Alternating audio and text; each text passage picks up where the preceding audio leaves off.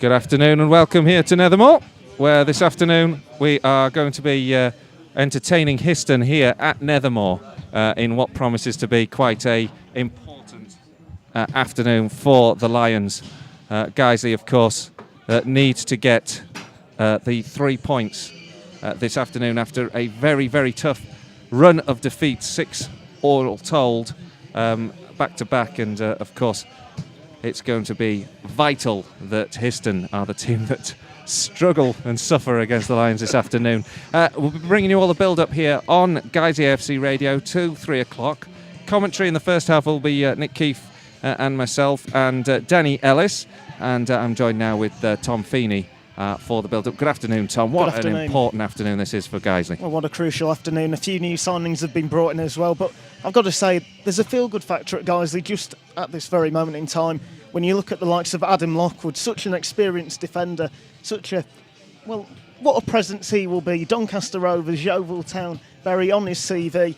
You know, he's a fantastic replacement for Danny Ellis for the moment while he's injured. Of course, he's joining us on commentary today, but it's fair to say we'd rather see him on the field for the 90 minutes. But also in terms of Alex Johnson joining on a permanent deal from Halifax, I think that's a fantastic piece of business. He's really impressed while he's been playing. And, you know, I spoke to a few Halifax fans, yesterday, and they were just saying, they were a bit shocked that he has joined Guiseley on a permanent deal. He's joined for 2 years, and, that feel-good factor, if it can now go onto the pitch, then hopefully it'll be 3 points. And 3 points today could see Guiseley go, mid-table. Yeah, and obviously it was a bit of a shock to me, to be honest, last week. Coming back from Altrincham, only to find that we were in the bottom 3. What an utter disaster it seemed to be to me, because although the results haven't been that great, in a way, the promise of the fixtures against Bradford Park Avenue, the game against Hensford, who were at the top, that when we played so well, we did seem to be, in some respects, on the road to recovery. But defeats, obviously, in those games and the other 4, not surprising, we were in the bottom 3, and if things go against us today, it could be bottom of the pile. Well, I think that's one of the things when, guys have been playing so well during the last few games. Fine, Altrincham, the second half was a bit of a slip-up, but before that, guys have been playing brilliant football, and I think maybe some fans have kept their eye off the table and now looked and thought, hang on, we're in the bottom 3 here, but like I said, it's quite a tight table at the moment between the bottom and mid-table, and a win today and guys that could shoot right up at the table, and you get a few wins in a row and then you're near the playoffs. Well, hopefully the fans will be celebrating. Tonight, of course, is also race night. Francis Granger's been out and about, and he's had a chat with Paul McGreevy about that. I'm Francis Granger. I'm now joined by Paul McGreevy, who is the treasurer of Guiseley Supporters Club, with their Meet the Manager event on October the 23rd, this Wednesday. So, Paul, it's going to be an interesting evening with Mark Bauer being manager now of Guiseley for the last sort of few weeks. I mean, how's the event going to be set up, and what sort will it be? Fairly formal, informal? Yeah, very formal. Everybody's welcome, whether you're a member or non-member. We start roughly about 7ish with a quiz. We don't know whether it's general knowledge or football quiz, but it'll be one or the other. And after that, then we're into the main event, which is anybody can ask anything they wish to the manager. There will be a player there as well for them to ask the player's point of view to see how they feel about everything. So it's just anybody's welcome. Ask what you want, within reason, obviously, and keep it nice and tidy. And there will be a pie and peas supper as well. So everybody's welcome. So, yeah, bring it on. Free event? Yeah, everybody's welcome, yeah. No entry fee. Just turn up. And are there any sort of queries in your mind that, any sort of questions for the manager that you would hope to see maybe sort of answered, or a bit more of an idea at the end of the event, such as his plans that he has? Just basically the way he sees it's going to go. Whether where he's going to bring more players in, which you've seen this week. He's brought 1 or 2 more in, and 1 or 2's gone. So that will always happen. So, yeah. But on a personal, what did you make to the appointment of Mark Bauer From my point of view, or from the supporters' point of view? From the supporters' point of view. Yep, everybody was happy with it. You know, he knows. Yeah, I know what it's. So you beat the manager evening this Wednesday, October the 23rd. Starts at 7 with a quiz first at 7:45. That was Francis Granger there having a chat with Paul McGreevy about the Meet the Manager and the racing, raise a few funds for the Supporters Club, and of course also get involved and hopefully win a few races tonight as well. That's what I'm trying to do. You're from the right stock, Tom. You should know a thing or two about the old horse racing, don't you? I'm a bit of an expert, I'd say that, yes. I've got to say, though, in terms of the Meet the Manager night on Wednesday, such a refreshing change to have a manager who's willing to talk to the fans, answer them queries, and, you know, I think it's just a fantastic example of Mark. He's, you know, bringing into the Guiseley community ethics, and, well, Mark Bauer will be there on Wednesday night. Well, of course, Francis, Tom, you caught up with Mark just before the game, so let's just hear what he had to say. Mark Bauer joins me now, and Mark, it's been 2 weeks off. Just what has happened during them 2 weeks in terms of training, first of all? Well, we've trained very hard, worked on a lot of different things. It's given us the opportunity to work on the fitness and you know the little bit of opportunity we've had to do organisational stuff with the the size of the training facilities we've got. But we've done as much as we possibly can to iron out some of the problems that we've had, you know, in giving away goals far too easily and also trying to score them at the other end.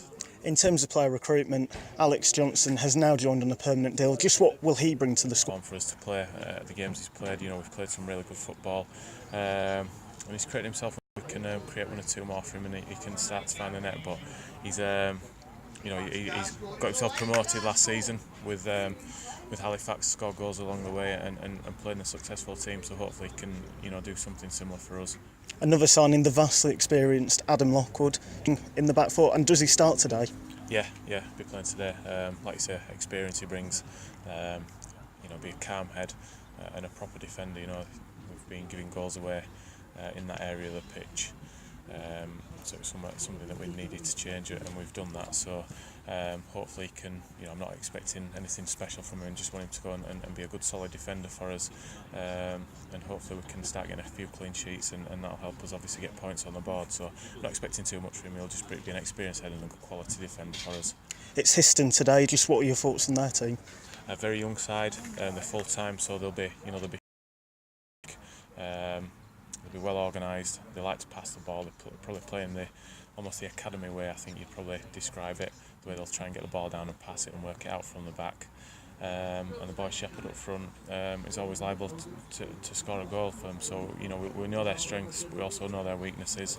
It should be a very tight game. They're in the top 10 in the league because they've had some good results so far. So it's going to be a very difficult game. I won't allow the lads to think that after the hard running games we've had against the so-called bigger teams in the league that Histon's going to be anything less difficult than it will be. It'll be as hard as anything we've played this season. Guiseley starting today in the relegation places. Is it today just a case of getting out of them relegation places and then trying to move on for the rest of the season? Yeah, it's a case of going out to try and win the game, and if we do that, then I'm sure it will take us out of that area of the league. It is very tight, and a win takes you to mid-table. So we're not taking too. We don't like being where we are. We're not taking too much notice of the league table at the minute because, like I say, you can move quickly with a couple of wins. So it's just all about taking the game today, trying to do the best we can to win the game and get the 3 points, and the league table takes care of itself then. Thanks, Mark. Cheers. That was Tom Feeney talking to Mark Bauer, bringing new players in and really trying to emphasise a style of players he spoke to you about. Yeah, well, I think it's for Mark. He's been really in, and if Guiseley can gain 3 points today, and Mark's really been emphasising that the stark reality is 3 points today would be fantastic. If not, it makes that need to get a win ever so much more. Some fans around the stadium, including A.D. Womersley. I'm Francis Granger, and I'm now joined by A.D. Womersley before Guiseley's game against Histon. Well, it's been a very tough period for the team. That's 5 defeats in a row. They've had a 2-week break, and they've had a few players coming in. Do you think that break would have been beneficial for the team? Oh yeah, definitely. Hopefully they'll have reorganised and we'll come back stronger, and we can march on and climb the table a bit today. Hopefully get 3 points. Yeah, I suppose there were a few positives to take from the performances from Bradford, and the 2 games against Bradford with Alex Johnson and Michael Burns did okay, but they didn't get quite the results. I mean, who would you like to see in the squad in the starting 11 that's maybe not featured? Well, Burns has always got a good left boot on him, so hopefully he'll get a bit of game time. Good deliverer of a ball, so hopefully if Hobson starts, then hopefully he'll get onto his head and nod one in. But I'd like to see Burgess given another chance as well. He looked really good in pre-season, so hopefully he'll come good. He looked really raw, but he had the talent, I reckon. So hopefully he'll come through and show us what he's made of. Yeah. I mean, it's been they're obviously just in the relegation zone, but I mean, do you think if they get the result, do you think it's realistic that they could still have a promotion in their aims, or do you think it's more setting the foundation because it's quite a bunch of new players? Well, we could probably still do it, but as long as we stay away from relegation, finish mid-table, and then push on, hopefully next season rebuild and come back stronger, get the groundworks done that they said is going to happen. So hopefully we can come back and fight again next year. Of course, they've confirmed the signing of Alex Johnson and now Adam Lockwood, who was formerly of Doncaster Rovers, vastly experienced defender. What do you think he'll bring to the side? Well, hopefully he'll add experience at the back. Without Danny Ellis at the moment, we've been shaky at the back and conceding goals. So hopefully that'll show that up. Alex Johnson is more of a winger than a striker, but hopefully he'll come in, add to his goal tally, and we'll start picking up some points and climbing the table. We've got a really good squad together, some really good signings. So hopefully we can push on. Yeah. What are you hoping to do? What do you think the score will be? I'm going to go 2-1 Guiseley. Okay. Thanks very much. Cheers, Francis. Francis Granger there talking to Adi Womersley and head of this afternoon's game. Who fancies a 2-1 victory? Can you see that score, Tom? I'd like that to happen. Any victory. I'll take any victory at the moment. Well, let's just go down the team lineup and just get your views on that, Tom. It's going to be a lineup as follows. First of all, welcome to anybody who's listening in from Histon. Just to say, we do try and keep it fairly consistent in terms of what we describe on the field this afternoon, so do let us know. We were at Guiseley Radio if you've got any feedback for us. Your team this afternoon, if you're from Histon: Callum Kitcher, Omar Beckles, David October, Grant Roberts, Remy Clarima, Peter Grant, Lewis Taff, caused us so many problems last time round, Michael Clunan, Shaquille McDonald, Kane Shepherd, Charlie Day. Plenty of new signings, I understand 3 making their debut this afternoon for Histon. Loan signings from Ipswich, Peterborough and Norwich, I believe. Harry O'Malley, Nathan Hicks, Jay Dowie, Claudio Hoban and Nick Freeman. For the Lions, lining up with Stephen Drench in goal, Andy Holdsworth at number 2, Reece Maynell 3, Michael Potts 4, Adam Lockwood, the new signing 5, Jake Lawler 6, Wayne Brooksby, Jack Greer, Louis Swain, Alex Johnson and Ben Parker in the number 11 shirt this afternoon. On the bench, Jamili Blay, Michael Burns, Craig Hobson, Ryan Williams and of course the returning hero, legend that is Stephen Dickinson. Well, it's an interesting one regarding Ben Parker. It looks like he'll be starting in midfield, and of course he's a fullback by trade and a fullback by nature, and this might be his first appearance in midfield if I'm not mistaken. Good to see that Louis Swain and Alex Johnson are starting together. Mark Bauer seems to be forming a partnership between these two, and I think it's one of them, if they can get a goal today, bit of confidence, they might just go on a run. And it's all about confidence at the moment. If guys get a win today, the players play well, then the game on North Ferriby will seem a bit easier on Tuesday night. Well, of course, we've had quite a few changes in recent weeks, as have Histon, and we'll have to see how that comes about. In terms of guests, though, today, we're going to go, before we go to kick-off, we had an interesting conversation with the vice-chairman of my football club, who's over here today, who had a look at Guiseley AFC Radio, but told us quite a bit about what's happening down there with my football club.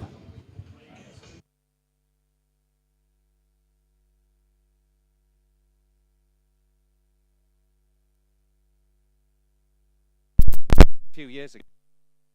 Well, a few technical gremlins there just for the moment. Just bear with us a second and we'll hope to be able to bring that interview with you. But just before we do so, the two teams are beginning to line up to come out onto the field. Tom, what do you think in terms of the scoreline this afternoon? Well, it's one of them. I think if guys can just hold on till half-time and then second half go for it. I think Histon are an impressive side when you look at their squad. Such a youthful team. Of course, full time as well, so they'll be a bit fitter. But for guys, if they can keep it maybe to 0-0 till half time and then go for it second half, I'm going to predict 1-0 Guiseley, and I'm going to say Alex Johnson will get the winning goal. Yeah, we hope so. We certainly do, because the Lions desperately need to get back to winning ways. In terms of that My Football Club interview, we will bring you that at half-time. That will be brought to you by Tom and Francis here in the stands here at Nethermore. The two teams are just beginning to come out now, and we will just give you a full lineup before the start of this afternoon's match from our matchday commentary team. Today, of course, we're delighted. We're going to be joined by Danny Ellis, who will be in the stands with us throughout this match. And of course, I, like everyone else, am hoping that we don't have him for long, because we would much prefer to see him down the field. But he does a rather super job for us in terms of summarising. With that, anyway, let's hand over now to our matchday commentary team. It's going to be, of course, our stalwart defender, Danny Ellis. But first, Nick Keefe. Thank you, Colin, and good afternoon, everyone. As we just execute our little shuffle, we're more cramped in here than I think we've ever been, Colin. So thank you for putting the headphones on for me.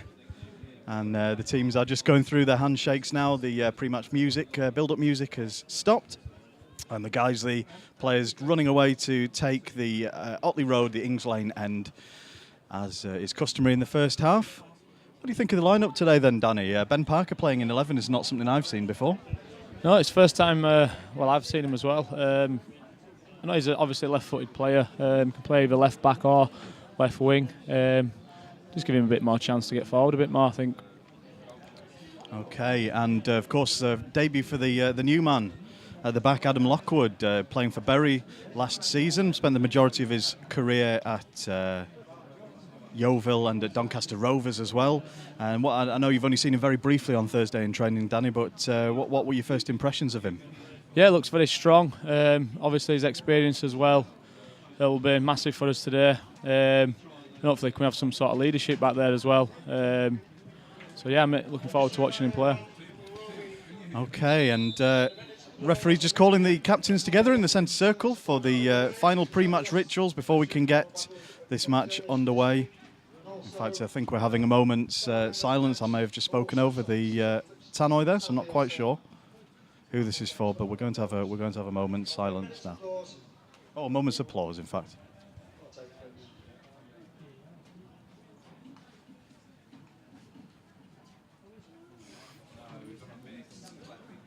And the captains just shaking hands and joining their teams, who are lining up around the edge of the centre circle as the officials also take their place on the edge of the centre circle, and the referee will blow his whistle as the fans stand for a moment's applause.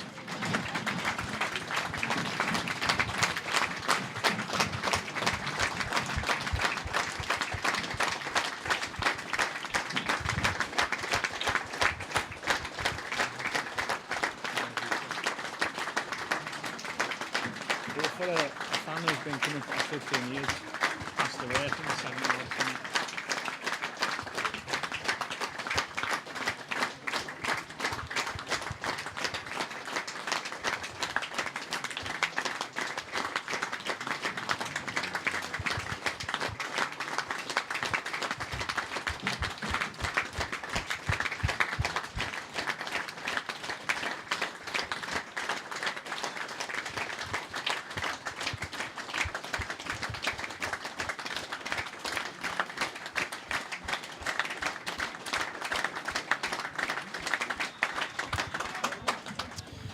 So I'm sorry we missed the explanation there. We'll do right by it. That was one of Guiseley's long-standing fans of about 15 years who sadly passed away, and so a good warm moments, minutes applause there from everyone in Nethermore, and I hope that came across well to you at home. Now the team's lining up as expected, as we said. Guiseley will be shooting from right to left as we look at it from the main stand towards the railway end. Histon's goalkeeper Callum Kitcher lining up at the railway end. And so Histon will be playing towards the Ings Road. Histon will be taking the kick-off. Charlie Day and I think it's Kami Shepherd there, or maybe it's Shaquille McDonald there in the centre circle, getting ready to take the kick-off. And we're underway here at Nethermore this afternoon as Guiseley look to break a run of bad form that's been going back now several games longer than they would have liked, and it's the ball is in the Guiseley half. Moved forward, looking for Louis Swain, and straight away Adam Lockwood with a strong clearance over the top, looking for Alex Johnson. Johnson's chasing out wide to the right, pressing the left back, and neither player reaches it in the end. And it will be a Guiseley throw-in, Wayne Brooksby to take on the right-hand side, back to Andy Holdsworth, lining up at right back today. Forward, looking for Johnson, but didn't quite get to his feet, and it's another strong clearance by the new man Lockwood, this time with his head, and again stepping forward. Long ball going over the top. Ben Parker is approaching the edge of the Histon area, but he's forced out wide, and he's going to have to go back to his left back, Reece Maynell, who comes on the overlap, but his first touch is a little bit strong, and it makes its way through to Grant Roberts, and Histon come away with it with a long clearance. Goes all the way through to the Guiseley defence, and Andy Holdsworth mops up, moving it back to Stephen Drench. And Drench with a long clearance. Out to Wayne Brooksby on the right-hand side. Back to Andy Holdsworth, who plays it first time, looking for Alex Johnson. And the ball goes high up in the air, comes down on the head of Jake Lawler. Finds Louis Swain. With his back to goal, moves it out wide. Good strength there, looking for Michael Potts. Potts is approaching the edge of the area. Ben Parker on the left-hand side, crossing it in along the floor. They couldn't find a Guiseley man. Good running by Jack Ray in midfield to win it back in a 50-50 situation. And there may be another opportunity for Guiseley to make an attempt here. Good interplay between Ben Parker and Louis Swain. And Ben Parker is back on the ball now. Guiseley have had to retreat to the halfway line, but good sustained possession. Looking to build another opportunity as they've switched it down to the right-hand side now. We'll get the thoughts of Danny Ellis in a second as that moves broken down, and Histon have a chance to try and build from the back, but he's got two Guiseley men on him there, Grant Robertson. Guiseley really hurrying the Histon defenders and midfielders, and Histon not finding a moment to get comfortable on the ball just yet. Adam Lockwood heads it down to Reece Maynell, in field to Jack Ray, and that move just breaks down a little bit in the centre. It's Histon now approaching the edge of the box, but a scuffed shot comes off Jake Lawler. And the ball just a little bit loose on the edge of the area. Histon in possession again. Adam Lockwood with another strong clearance, looking for the head of Swain. And eventually the referee's given a free kick for a foul on Ben Parker. What have you made of the early moments then, Danny? Yeah, not a right lot's happened in terms of creating chances. I think Lockwood's started off really strongly at back for us. Looks really strong and tidy on the ball as well. And yeah, I think both teams sort of feeling each other out at the minute. So Stephen Drench is about to take the free kick just inside his own half. Forward, long, looking for Louis Swain, who meets it with his head. But Michael Potts can't quite reach the header. And Jake Lawler tidies up well at the back with a high, strong challenge to win the loose ball. It's now on the Guiseley right with Wayne Brooksby, who's won a throw-in. Andy Holdsworth playing at right back today. Bit of a reshuffle today. Andy Holdsworth at right back. Jake Lawler being chosen at centre back, and Reece Maynell over on the left, as we see Wayne Brooksby again battling on the right, winning another throw-in for Guiseley. And good sustained pressure there on the left of the Histon defence. Alex Johnson scrapping away with men around him, and eventually he's outnumbered, and Histon look to move it forward, but just a long loose ball that goes all the way through to Stephen Drench, and that's exactly what Guiseley will want to see in these opening moments. Lots of possession, and then Histon unable to do anything with it with the ball at their feet. Gives Guiseley another chance to build, although Histon now do have a throw-in at the left on the halfway line. And again, it's scrappy. Good work by Wayne Brooksby and Alex Johnson to win it. Brooksby approaching the area at pace with the ball at his feet, lays it out wide, possibly was fouled. Ball with Ben Parker onto Louis Swain, who's going to shoot on his left foot. And in the end, it's at the near post. A fairly straightforward save for the keeper, Kitcher, to make, Danny. Yeah, great ball in from Michael Potts, then slipped him in. Maybe could have good effort. Keeper's done all right, to be fair there. But yeah, first chance to Guiseley. Andy Holdsworth with the long ball, looking for Alex Johnson. It's again not being able to get that final pass in so far. Guiseley at the back, but they're having plenty of sustained possession and pressure, and they're scrapping for every ball. Histon now starting to put 2 or 3 passes together for the first time. They come down to the right-hand side, but pressure from Ben Parker forces them all the way back to their defence. The long ball goes through the middle, and Adam Lockwood is going to be first to it, all the way down in his left back corner flag area, and I think he's given away a throw-in to Histon, which is taken quickly.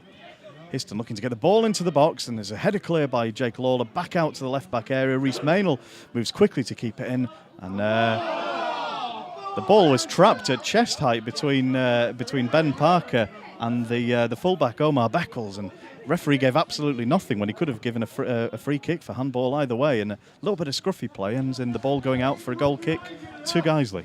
Yeah, it looked like he caught it there. Beckles, full-back number 2 for Histon. Referee didn't see that one. And the Guiseley fans letting the referee know what they thought of that. It was a bit of a strange one. The ball sort of trapped in mid-air between two players right by each other, and bit strange to see nothing given, but no harm done. Stephen Drench takes the goal kick out towards the right, looking for Wayne Brooksby's head, and he flicks it on to Louis Swain, who was looking in return for Alex Johnson to his right, but couldn't get enough on it there. And yeah, great header there from Wayne Brooksby inside. Just unfortunate it didn't quite drop to Louis Swain. Kitcher under pressure from Swain makes a good goalkeeper's clearance up to the halfway line, where Ben Parker in this advanced position is causing all sorts of trouble for the right-back Beckles of Histon so far, and that will be an interesting tussle to keep an eye on as the game goes on. Histon have the ball from the throw-in, but again, nothing comes of it. Lockwood with another strong clearance, this time looking for Alex Johnson, who's just the slightly shorter man, and eventually Histon's clearance comes back for a throw-in to them, to be taken by the right-back Beckles just inside the Guiseley half now, but again forced to throw back to his own centre-back.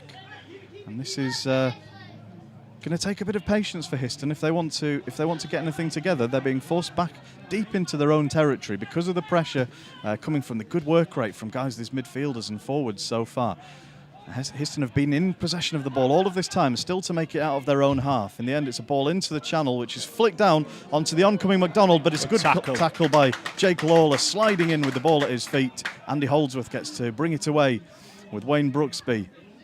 Brooksby in the centre circle, passes it forward to Alex Johnson, and it's back to Andy Holdsworth, and Guiseley looking to move forward again. It's played to Jack Ray. And it's back with Andy Holdsworth, who switches it over to the left, giving it to... thank you, Colin. I have just made the same Potts and Ray look-alike mistake you've been making all season, so I think I've finally arrived as a commentator. You're not missing anything because the ball's out of play, and Guiseley will have a throw-in.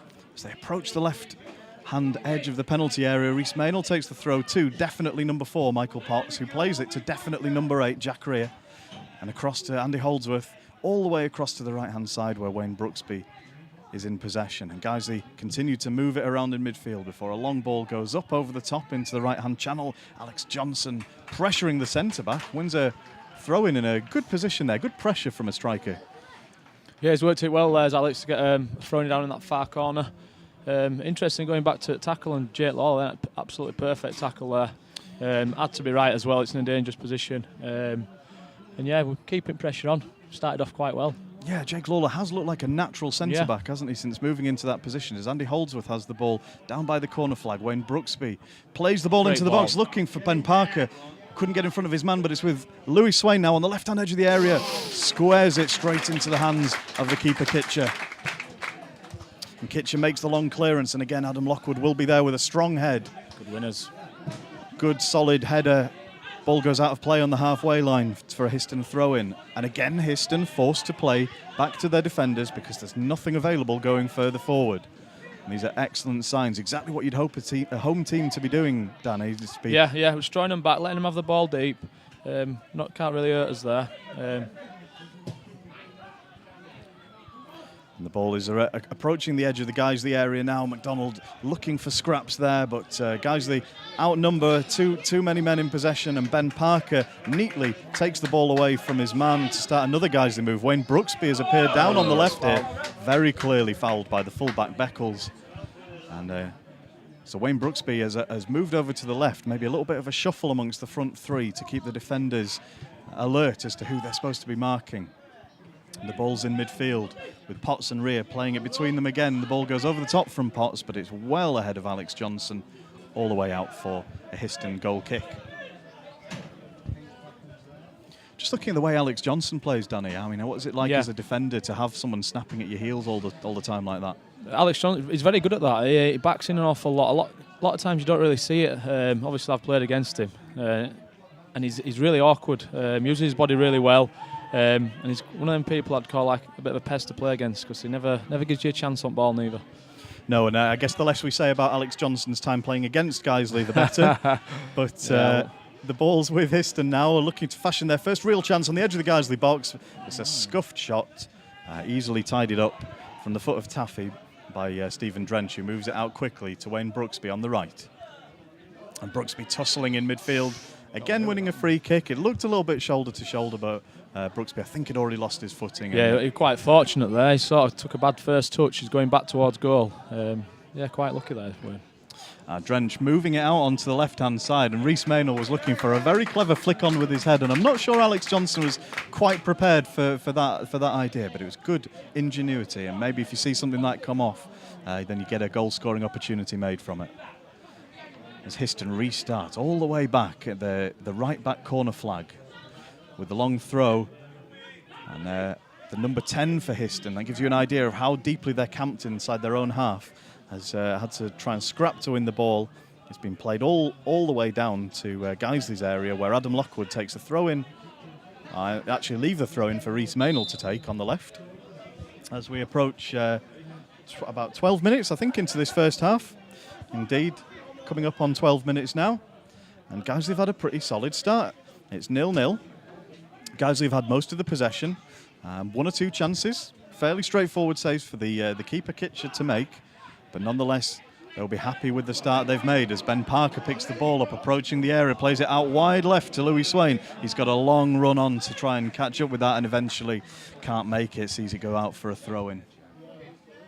Yeah, we're controlling this game quite well at the minute. I mean, we've had a couple of half chances, so yeah, it's going well at the minute. And as we say that, Reece Maynell wins the ball again. Plays it in, looking for Alex Johnson. Louis Swain with a head down on the edge of the box. Histon just about getting enough bodies in there again to crowd the move out and force a change in possession. But as we've seen, Histon not doing a huge amount with it so far. They'll be hoping to come into the game as it goes on, but playing the classic away team format of get deep and hope to catch on the break. And a long ball looking for McDonald up against Lockwood is never going to work for Histon. McDonald easily gets his head to it, and Guiseley again building forward. As a loose ball goes out though, and Histon start again in their right back area. Long ball goes over the top, and Jake Lawler has to be alert with the striker on his shoulder, moving fast to make sure that's got all the way through to Stephen Drench safely, which it does. And the clearance goes all the way to the Histon defence. And the Histon defenders now playing it amongst themselves and the keeper, Kitcher. Clears it long, but not to anyone in particular, and Wayne Brooksby had the chance to knock it down into the path of Jack Rear, but it was a stray ball, and it's just getting a little bit scrappy now in the midfield as 50-50 challenge. Andy Holdsworth just about did enough to win the ball there and cut out a dangerous position. And Histon once again inside their own half, moving it around. Aimless long ball over the top, which has gone out for a throw-in, on the right-hand side to Guiseley. Yeah, they're trying to keep it at back, Histon. They are keeping it quite well at back. We've always got to be careful, guys, of that one ball over the top. Fortunately, we have been dealt with it quite well at the minute. And Guiseley in possession now on the right-hand side. Alex Johnson charged from behind there, and Guiseley took the free kick quickly to the foot of Michael Potts, who takes the shot, unfortunately straight at the keeper, but a good promising position there, and Guiseley showing the willingness to shoot on sight, which is encouraging. Reece Maynell tussling now with his man, loses out, and Ben Parker has overlapped into the left back position for Guiseley to keep the back four straight, and eventually the good work by Guiseley has led to them winning the ball back from a throw-in. Yeah, good defending there from Reece, forced him back. Back to Grant Holt. Grant Holt. Grant Holt. Peter Grant, is it? Peter Grant Holt. Yeah, that's one. Sorry, Grant Roberts. I'm looking at team sheet here. There's a few different Grants on here. There are. Sorry, number 4. At least didn't get two of your own players mixed up like I did a few minutes ago. All right, if you were playing for them, wouldn't it? Oh, you're not missing anything. Histon have the ball in the left-back area. Good interception by Jack Rear again, really making himself busy in midfield, and it gives Guiseley the chance to try and build something, but again, just harried out of it. Force of numbers, really, in the Histon defence got the chance back, and it's now played down the left wing. Adam Lockwood moved over, looking like he was going Good to defending. make the clearance. I think sold the Histon player a bit of a dummy there in the end. Was able to just let it roll out of play, as you heard Danny say. Yeah, great defending there. Ball, it was going nowhere really, and he's used his body quite well there, Lockwood. He's forced the ball out of play for a dead ball kick. Interesting to see Jake Lawler being used at centre-back. There are several other players in the squad who can play that position, but Reece Maynell obviously has been playing it in recent weeks, but Jake Lawler's looked such a natural as another move just peters out for Guiseley. Jake Lawler's looked such a natural in that position, Danny, that it's almost an obvious choice to pick him in the number 6 shirt now. And there he is, in fact, as we speak. He's done really well there, to be fair. Seeing the striker shepherd off the ball with his size and his strength and his composure. He doesn't seem to get flapped, if that's a word. He's unflappable, it seems, as Jake Lawler. Yeah, he's very composed on ball. Obviously, his attributes as well. He's a unit. He wins his stuff in air and he's strong. So I can see why Bowser's sort of playing him there. It's always a bonus as well to be good on ball. Absolutely, and Jake Lawler's passing skills and his time on the ball that he shows when he's playing in midfield, even more obvious when he's at centre-back, because it just gives him that extra second or two that one or two other players don't always seem to have. And as Jake Lawler now tidies it up for Andy Holdsworth, and Jack Rea crossing into the Histon half, as Guiseley look to try and build. It's just petered out a little bit after those early few strong moments from Guiseley, but as I say that, a move looked like it was going to be on there, and it comes to Reece Maynell approaching the centre of the box, shoots, backed himself on his left foot with a long shot when there were options available, Danny. Yeah, we worked it well there. Andy Holt just a little 1-2 with Jack Ray, out to Potts. Potts has slipped Reece in. He's probably about best part of 30 yards, and he sort of pulled that one a little bit. It's probably gone about 20 feet wide at post. But does Reece Maynell score a lot of 30-yard screamers in training? He likes to have a shot, to be fair to him, in training. He has got quite an hefty left foot as well, so I sort of see why he's fancied that one. Fair enough. Fair enough. So Histon will restart from the goal kick.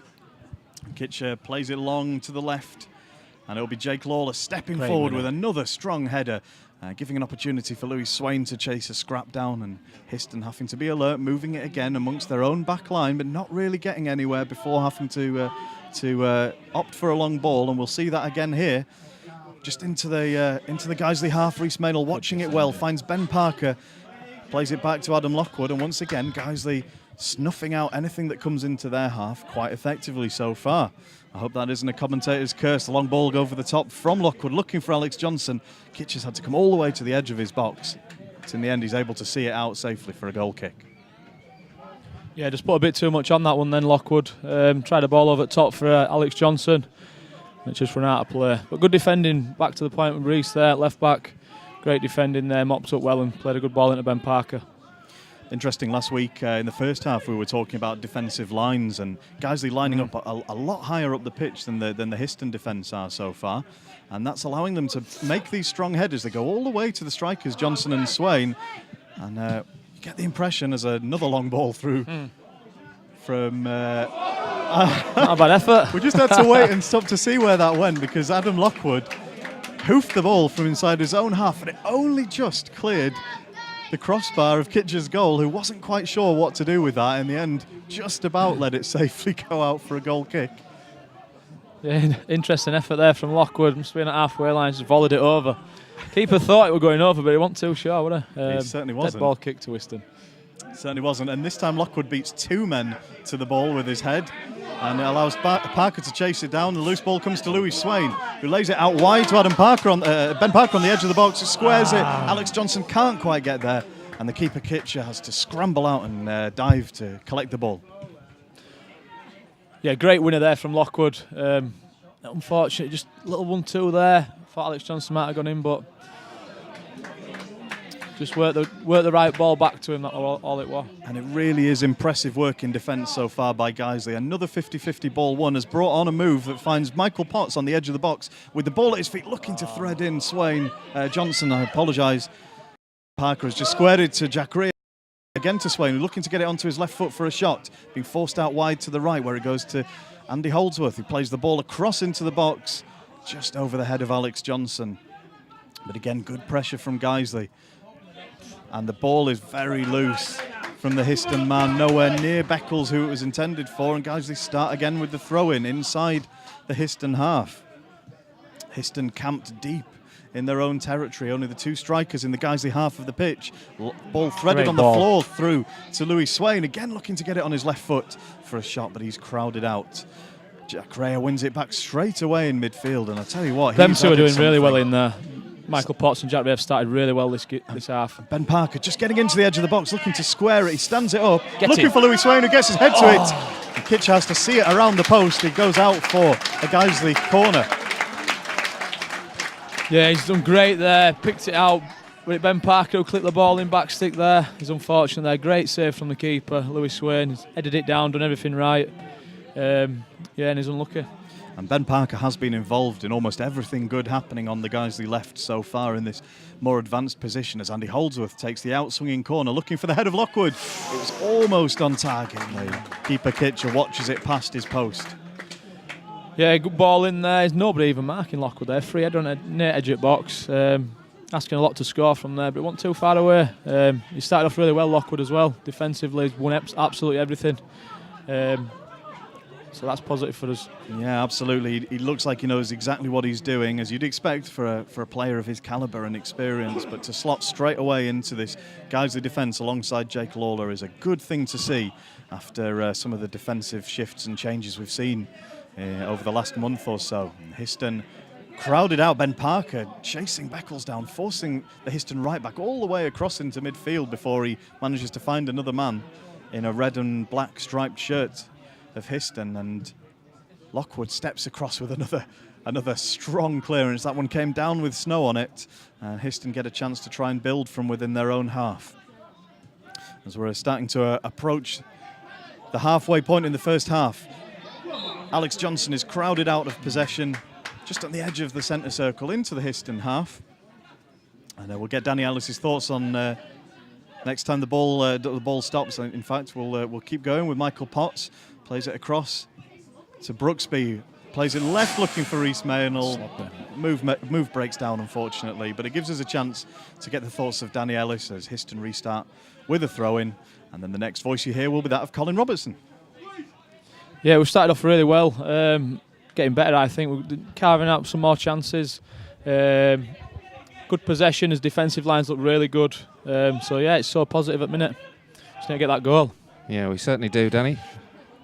And I'll take you through till half-time as we just untangle ourselves amongst the wires here at the top end of the Nethermore press box. Histon come forward.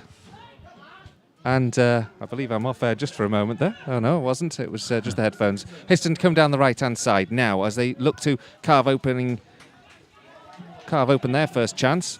It was Shaquille McDonald, one of the lonely additions to the Histon squad this week, one of three that are making their debut, who was robbed and has resulted in Histon having a throw-in in Guiseley's right-back position. They get the ball to the edge of the area. Charlie Day goes running across the edge of the 18-yard box. Good tackle in there to deny him, as Danny says.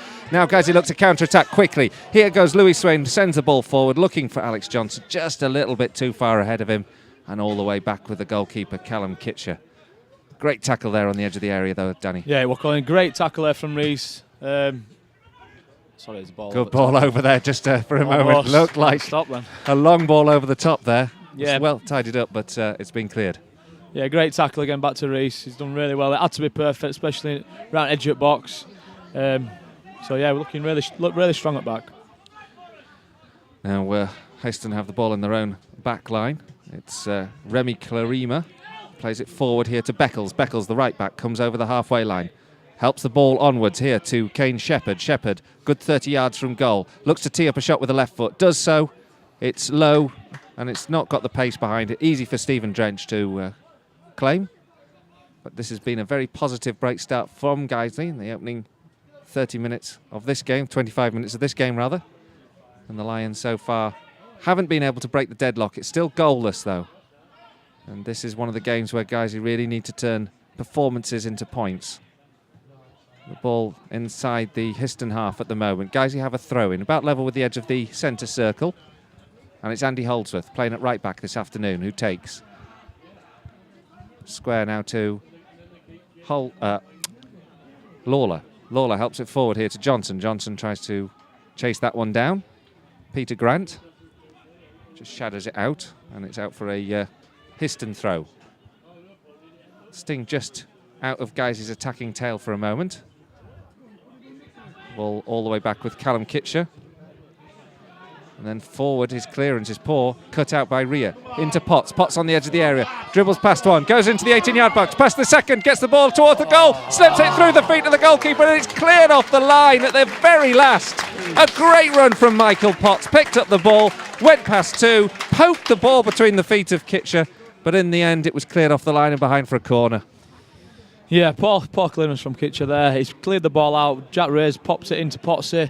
He's taken maybe 3 or 4 people on, got in the box and just run away that last second. He couldn't quite get his left foot towards it, but keeper's sort of recovered. Well, man on line recovered. Holdsworth with the corner, headed on now by Potts, onto the edge of the 6-yard box.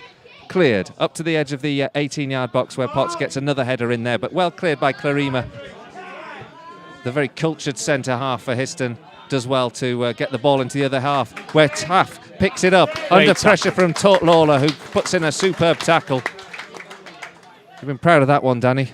Yeah, perfect. I'm always watching defensive tackle. Yeah, great tackle again from Jake Lawler. Histon now have the ball once again with Beckles. Beckles square now to Clunan. Clunan forward into the final third of the field, where Charlie Day picks it up, helps it down this left-hand side. October on the overlapping run from left back, lays it back here to Charlie Day. Day on the edge of the area, gets the ball in towards the edge of the 6-yard box, overhit, and it's going to go behind for a throw into Guiseley in their left back position. But very cool build-up play once again from Histon when they come on the counter-attack. Yeah, they are. They're quite on the ball, especially. They're quite neat and tidy. They're not afraid to go back neither to keeper. So they've always got a threat. So we have to be careful, especially. I particularly remember Taff being a real threat and a menace the last time we played. Guiseley now have the ball on the halfway line with Wayne Brooksby. He's got 3 players around him. Has to go back. Lays it back to Holdsworth. Square now to Lawler inside his own half, about level with the edge of the centre circle. Lays it into Brooksby. Now Holdsworth over the top, looking for Johnson. Down the channel on the right-hand side, but it's overhit. Johnson can't get it, and it's gone behind for a throw-in for Histon inside their own half, about level with the edge of the penalty area on the left-hand side as they defend the goal. I think Mike Bell will be pleased with the opening foray. Oh yeah, definitely. Most importantly, we have created the better of the chances, and we're looking solid as well at the back. So fingers crossed we can keep going and maybe get a goal just before half time. Nice to get 2 for a change, but just have a bit of solid it out second half. But we'll see. Well, guys, they have got a free kick now. It's come from a rather nothing challenge, but it's on the edge of the penalty area, about level with the angle of the penalty area on the right-hand side, where Andy Holdsworth steps across. He's going to swing this one in.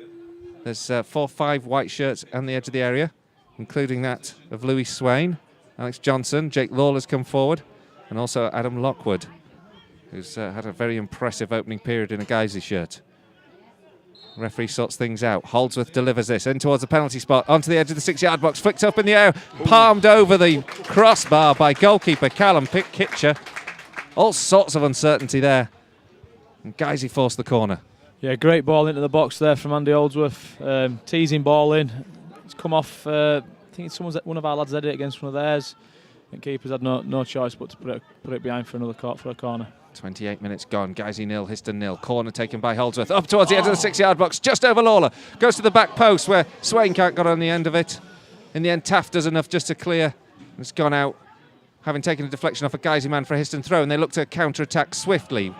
The fullback, David October, tries to take things forward over into the Guiseley half. October gets the ball once again, keeps it in play. No, he doesn't actually in the end. The referee's assistant, Christopher Elliott, this afternoon, he spots the ball has crossed the line. It's a throw to Guiseley. Just a sign then once again of that Histon counter-attacking threat. Yeah, it's always there. I mean, they put things down, they do things quickly. It's always a threat, so we've always got to be on his guard there. Guiseley have the ball now inside their own half. Lockwood steps forward up towards the edge of the centre circle inside his own half. Square to Jack Rhea. Busies himself inside the centre circle to keep hold of the ball.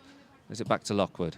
outright now towards Brooksby. Brooksby challenges well, wins it in the air, gets the ball beyond the centre-half, who's forced into a rather ropey back pass. The goalkeeper Kitcher does well to clear up to the edge of the 18-yard box. Histon in all sorts of trouble at the moment. A free kick surely, well no, not given for the tackle, but guys who keep the ball anyway with Wayne Brooksby on the edge of the 18-yard box. He has options limited because he's surrounded by three. Tries to feed in Louis Swain. Not quite the right ball, I think.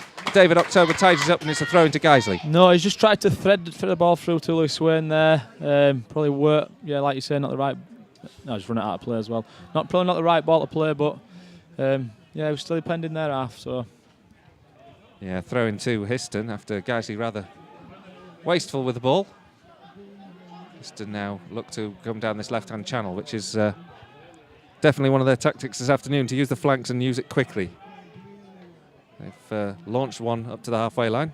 Rather aimless this time. Mark Bauer collects it. He's not on the field, he's at the dugout. Throws it back towards Andy Holdsworth. And Michael Potts picks it up on the halfway line. Plays it forward, looking for Alex Johnson. Cut out well by Grant. Up to the Guiseley half, where Lewis Taff loses out. Long ball forward. Swain heads it up in the air. And then eventually Histon launch it back into the Guiseley half, where just as unceremoniously as it's delivered, Lockwood returns it and then finds Johnson on the edge of the area. He's beaten his man, takes a shot, back of the net. Guiseley take the lead. A long ball forward there from Adam Lockwood. It found Alex Johnson on the edge of the area, turned his man, rifles the ball into the back of the net.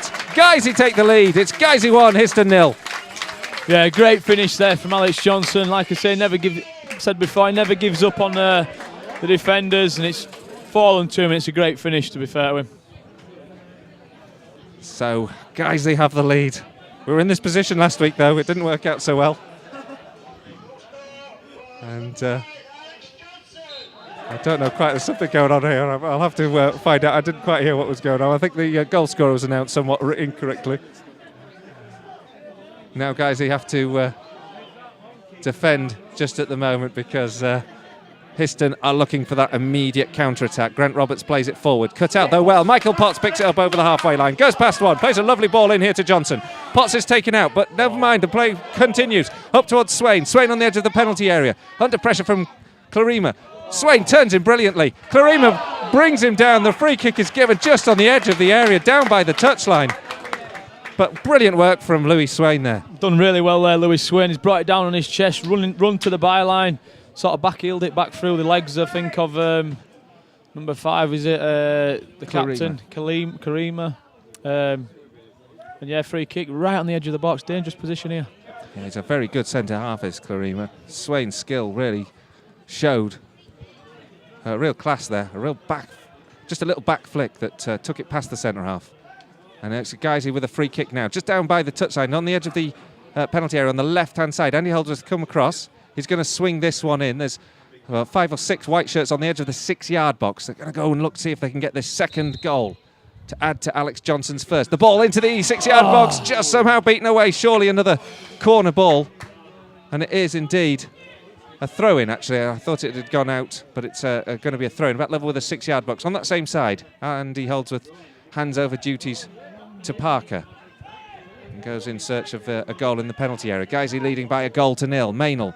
Square now here to Potts. Potts some distance from goal. Looks to just float this one into the penalty area. Headed away. Up towards the edge of the 18-yard box. Good battling here by Swain. Tries to take it past one man, but eventually the red shirts outmuscle him. But it's picked up now by Jack Rhea. Recovered well, this time from McDonald. Rhea holds onto the ball. Plays well with Andy Holdsworth before McDonald just gets a touch in. And Potts tidies things up. It's inside the Guiseley half now with Lockwood. Square here to Maynell. Maynell on the left-hand side plays it forward to Ben Parker. Forward from Maynell, looking for Johnson. Johnson tries to twist his man, goes down. Nothing given from the referee. Picked up here by Parker, though. Nice 1-2 between Parker and Swain. Parker across to Johnson. Johnson on the edge of the area. Gets a little angle. Shot away. Oh, just wide of the upright. Really good flowing football there from Guiseley. Almost finished by Alex Johnson. His curling shot just went wide of the right upright. Yeah, great ball in there from Ben Parker. He's played at the edge of the box. He's sort of half-turned Alex Johnson, turned his defender really well, and he's tried, you can see what he's trying to do, try to put it in the far corner, just maybe a few inches wide of that far right-hand side, but another good chance for Guiseley. And so with 35 minutes of this game as we head towards a break, Guiseley are leading by a goal to nil. Alex Johnson, the goal scorer. The deadlock is broken. Could the losing streak be about to end? Guiseley have plenty of football yet to play, though, and a free kick's been awarded to Histon now. It was Grant Roberts. Fell under a heavy challenge from Ben Parker. The referee's blown the whistle. After taking the lead, Danny, the one thing we'd hope not to do is to concede. Yeah, it's massive if you don't concede, especially at this stage of the game. Just holding that 1-0 lead now. To defend this free kick, it's quite a dangerous position. It's going to be floated in by Clune and straight to Stephen Drench. Really poor ball, actually. They'll be very disappointed because they've had few chances, and that was a good set-piece opportunity for them to put some pressure, but Guiseley now immediately get the ball from Stephen Drench to the feet of Alex Johnson. Good footwork back to Wayne Brooksby. Brooksby couldn't control. Histon clear up to the edge of the centre circle where Lawler helps it forward, down to Johnson. Picked up by Brooksby on the right side, hugging the touchline, running forward, square now to Johnson. Good interplay between the two of them, square now to Potts. Just a little bit over hit for Potts. Potts does well to recover it, helps it back to Parker.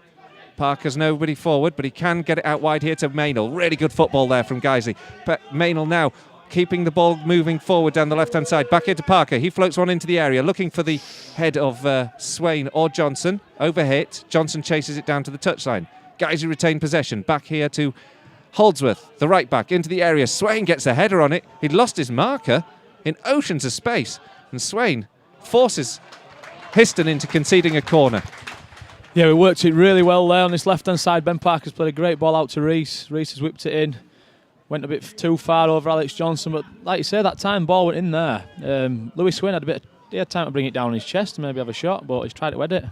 Holdsworth with the corner. Guiseley lead by a goal to nil. Holdsworth heads it in towards it was Lockwood with a firm header just past the post. Yeah, that same position again. He's got in there twice. First time he headed it left-hand side at post. This time he's headed it up right-hand side. He's getting his head on everything. He's Lockwood at the minute. He's done well. Lockwood and Lawler, the centre-half partnership this afternoon. You have to get that knee better, Danny. You're going to have to stake a place back in the side. Guiseley now having to defend because Histon are starting down this right-hand side. It's Taff, the danger man for Histon. Held up by two. Parker and Maynell shadowing well, sends it back now to Clunan. Clunan helps it to the edge of the area, but really well robbed here by Jack Rea. Super tackle from Rea on the edge of the 18-yard box to deny McDonald. And then a long ball forward, almost taken down by Alex Johnson. It came at him at real speed. And it's gone all the way in the end to Kitcher. And Guiseley now go in search of the ball inside the Histon half. But Histon get it up towards the halfway line. Well headed, though, by Holdsworth. Down to Potts. Potts coming over the centre circle. A real flow about Guiseley at the moment. Brooksby now, once more, down the right-hand side, looking to feed Alex Johnson. Johnson just goes in search of the ball.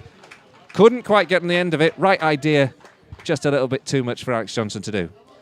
Yeah, it's just run through a little bit there as the ball played through to him. Going back to Jack Rea as well in there, he's won absolutely everything this afternoon. He's absolutely flying, winning his tackles, playing good balls in. He's sort of controlling it in there for us as well at the minute, which is good to see, instead of him at right back. So. Yeah, interesting switch. Andy Holdsworth instead at right back. But yeah, like you say, Jack Rea having a fantastic afternoon. Long may it continue, because Guiseley are deservedly 1-0 ahead at the moment. But Histon still have that threat. Shepherd now picks the ball up for the visitors, lays it out wide, goes in search of the return ball. Jake Lawler ahead of him though. Tidies things up, but just knocks the ball out into touch. Histon with a bit of momentum here for a second. David October. He's making his debut for the Stutes this afternoon. Lays the ball into Shepherd. Forward and cleared by Andy Holdsworth. Out for a throw-in, and it bounced off a Histon man. And as we head towards this half-time period, 39 minutes gone, Guiseley are leading by a goal to nil. Alex Johnson it is who scored it. A super strike from the edge of the area. Just inside the area after being fed through from a long ball from Lockwood. Histon haven't had any opportunity to note in this first period. Guiseley cannot rest on their laurels. They must push on, press on and get a second. A long ball forward from the fullback, Omar Beckles, in the meanwhile has just gone out of touch and in all the way back with the goalkeeper. Just talking of your knee, Danny, how is things getting on with it? Yeah, it's getting better. I keep saying it is getting better. Walking fine now. It's a case of waiting. There's not much I can do. Sorry, balls. Free kicks have been given against Alex Johnson. A bit ropey free kick, but no, go on. Sorry, Danny. Yeah, sorry. It's obviously I've had an MRI scan done on it, but the results have gone walkabout somewhere through PFA, so it's a bit annoying at the minute. Well, Brooksby's just picked up the ball on the edge of the area, dispossessed. Charlie Day comes forward with it. Good clearance though there from Lawler. Feeds Alex Johnson on the edge of the area. He tries to play the ball into Swain. Well cut out, to be fair. And a good second piece of defending from Grant Roberts. Denies Ben Parker, who came forward. But Guiseley playing well here at the moment. Reese Maynell.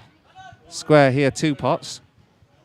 And then Potts helps it back to Lockwood. Guiseley have the ball in their own half, but they're looking to get the ball forward. Lawler takes it to the halfway line. Square now to Holdsworth. Just looking to see how they can craft open another opening. Potts tries to feed one through the centre, but it's cleared. Helps it on to Swain, though. Now Parker. Parker goes past the fullback, Beckles. Cuts on to the opposite angle. Plays a little ball in towards Brooksby. Just not quite right. And then a shot from Potts. Takes a wicked deflection and goes wide. It wasn't the most dangerous strike, but it hit a boot of a Histon man and has gone behind for a corner. Yeah, we're starting to come in. It was creating little gaps now everywhere over the pitch. It's a good effort, is that, from Michael Potts. I think it was going wide. Deflection out for a corner, but it's positive again. Guiseley just not giving Histon a moment piece. No time to settle at the moment. Free corner kick once again. It's on the left-hand side as Guiseley attack the Histon goal. Andy Holdsworth steps across to take it. Looks for options in the box. Swings this one in towards the back post. And then there's a free kick that's been given against Lockwood. Lockwood looked like he was the one that was being pushed over, but the referee's decided actually it's a Histon free kick. And much relief for all in the visiting fans' end. It's just going to be a free kick that will be taken by Callum Kitch on the edge of the area. What do you make of that one, Danny? Yeah, it looked like a foul against Lockwood, but I can't understand why he's given that away. It's a strange one. Well, it's 1-0 still to Guiseley. It's a fine margin of a lead at the moment, but the Lions have been pretty dominant in this opening period. So we head to the final few minutes of this half. Guiseley lead by a goal to nil thanks to Alex Johnson, who scored after being put through from Adam Lockwood making his debut. But Histon now come forward themselves, looking to get a foothold back in this game. Great run here from October, goes to the edge of the area, helps the ball out wide here, then goes back to get the return ball, but he's offside. Thankfully, because just at that moment it looked like Histon had a rather flowing movement down that left-hand channel. And in the end, Pulled it back for a free kick. Well, the flag went up for a free kick. The referee's pulled something. It's not quite clear, is it, Danny? It's not quite clear what he wants. I don't know if he was having a chat with somebody. Oh, well. But anyway, either way, guys, he get things back underway. And good sharp passing from Stephen Drench, and a great touch from Johnson. Takes it down on the left-hand channel. Guiseley now come forward here with Ben Parker in Potts. Potts is bundled over by Taff. Referee says play on. No harm done. Bainall gets the ball, plays it back to Potts. The forward flow of the move, though, is lost. Lockwood and Jackaria combine on the halfway line. Jake Lawler inside his own half. Plenty of bodies to aim for going forward. He opts for Louis Swain. Swain taps it back to Jackaria, and then Holdsworth helps it forward up towards Brooksby. Good defending there from Clarima, the captain for Histon. Helps it away into the feet of Kane Shepherd. He overruns it, and it's out into touch. And with just a couple of minutes to go, Guiseley still lead by a goal to nil here on Guiseley AFC Radio. Good ball here by Louis Swain. Keeps the ball in that on touch on the right-hand side. Helps it across here to Potts. Potts out wide now to Ben Parker. Parker's got Maynell on the overlap. Helps the ball into the area. Looking for Swain. Helped away from Swain. Well by David October. It's gone behind for a corner kick for Guiseley once again. Yeah, great ball in box again by Ben Parker. It's great defending by October, the left back for Histon. And another corner for Guiseley. And it's a chance here for Guiseley, perhaps just to grab the second before the break. It's going to be a corner taken by Andy Holdsworth. On the right-hand side as Guiseley attack. This time, 4 or 5 players line up on the edge of the 18-yard box, looking to make their runs into the space that they want. It's up here. Jake Lawler with a header. Didn't make the connection he'll wanted. Sort of got up and over it. Headed it into the ground. Has gone behind for a goal kick. Yeah, he's just got over that one there, Jake Lawler. Headed the ball down and wide. But yeah, another chance. And we're playing some really good stuff, especially down this left-hand side. Ben Parker and Reese with overlaps. And we're creating a lot of chances. Half time, of course, when it comes. Last time out, 2 weeks ago, we were 1-0 up. Second half performance will be absolutely vital again this afternoon. Header away from Lockwood, into the feet of Swain. Onwards by Brooksby. Not quite the direction he wanted, but the referee's intervened. He's spotted that time is up. And it's been a very good first 45 for the Lions. A convincing performance. And they've got the breakthrough with Alex Johnson, who's scored. He cut in on the edge of the area. The ball blasted into the back of the net after a great speculative ball forward from Adam Lockwood. But it really doesn't say the scoreline, does it, Danny? The dominance the guys have had in the first half. No, we've done everything right this half. We said it last time at Altrincham. So, but hopefully this time it's going to be a totally different story. Second half, we've kept the ball well. We've looked really solid at back. Great goal by Alex Johnson, like you say. Great finish, and we are creating a lot of chances. So it's positive.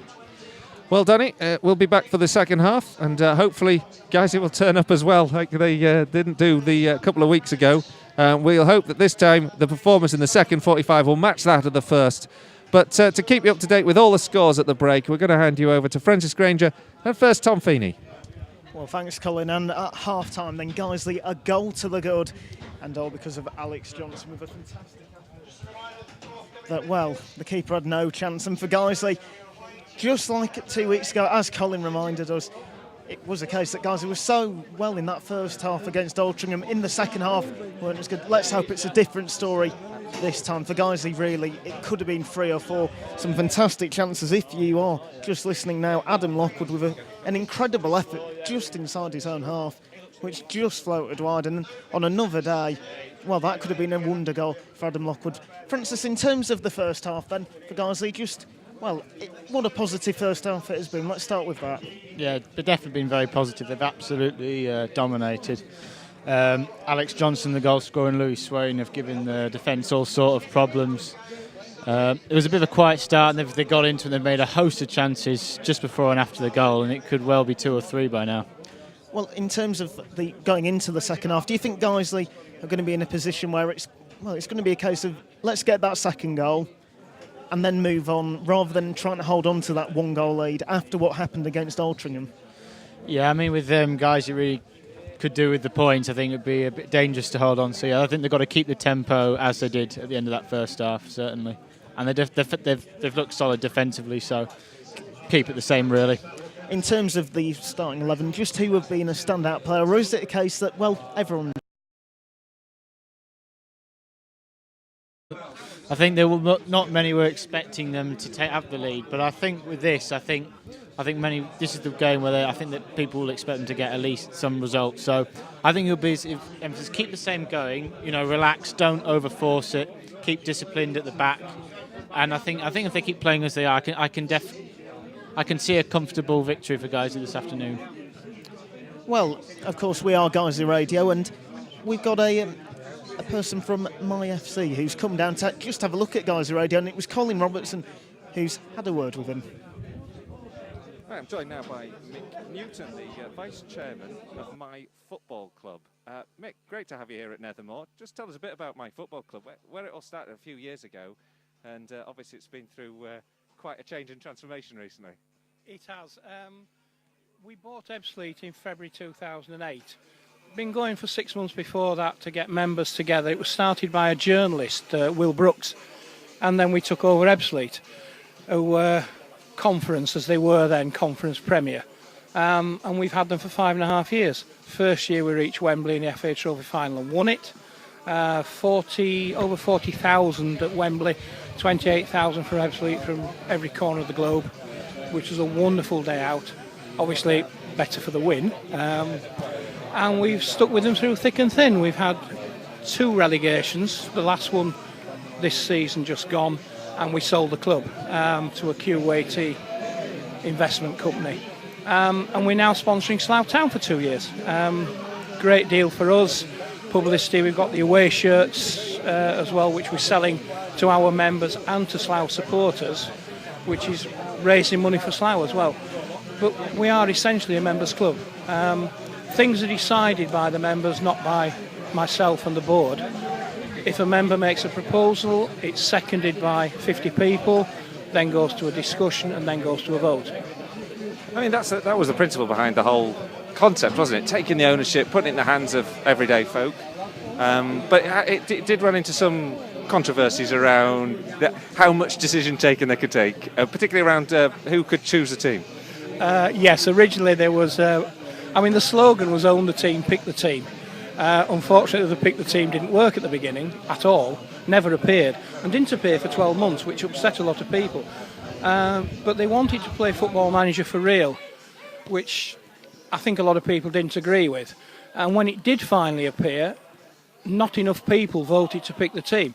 My personal view was, we own the football club, but we have a manager to run the team. And the one thing I kept stressing was, if 10,000 people pick the team and we fail and lose the first 10 matches, we sack all those people from picking a team. Who then picks the team? We've got to revert back to the manager. So it seemed an illogical step for us in that way. It was absolutely stupid. And we did lose some members because of it. I mean, we're now down to a sort of a happy band of 900.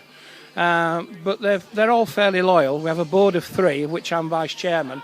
And everything's done by vote. You know, that's how it works. It is a little bit long-winded because we have to get a vote, we have to get it seconded, it then goes to discussion for a week and then goes to a vote.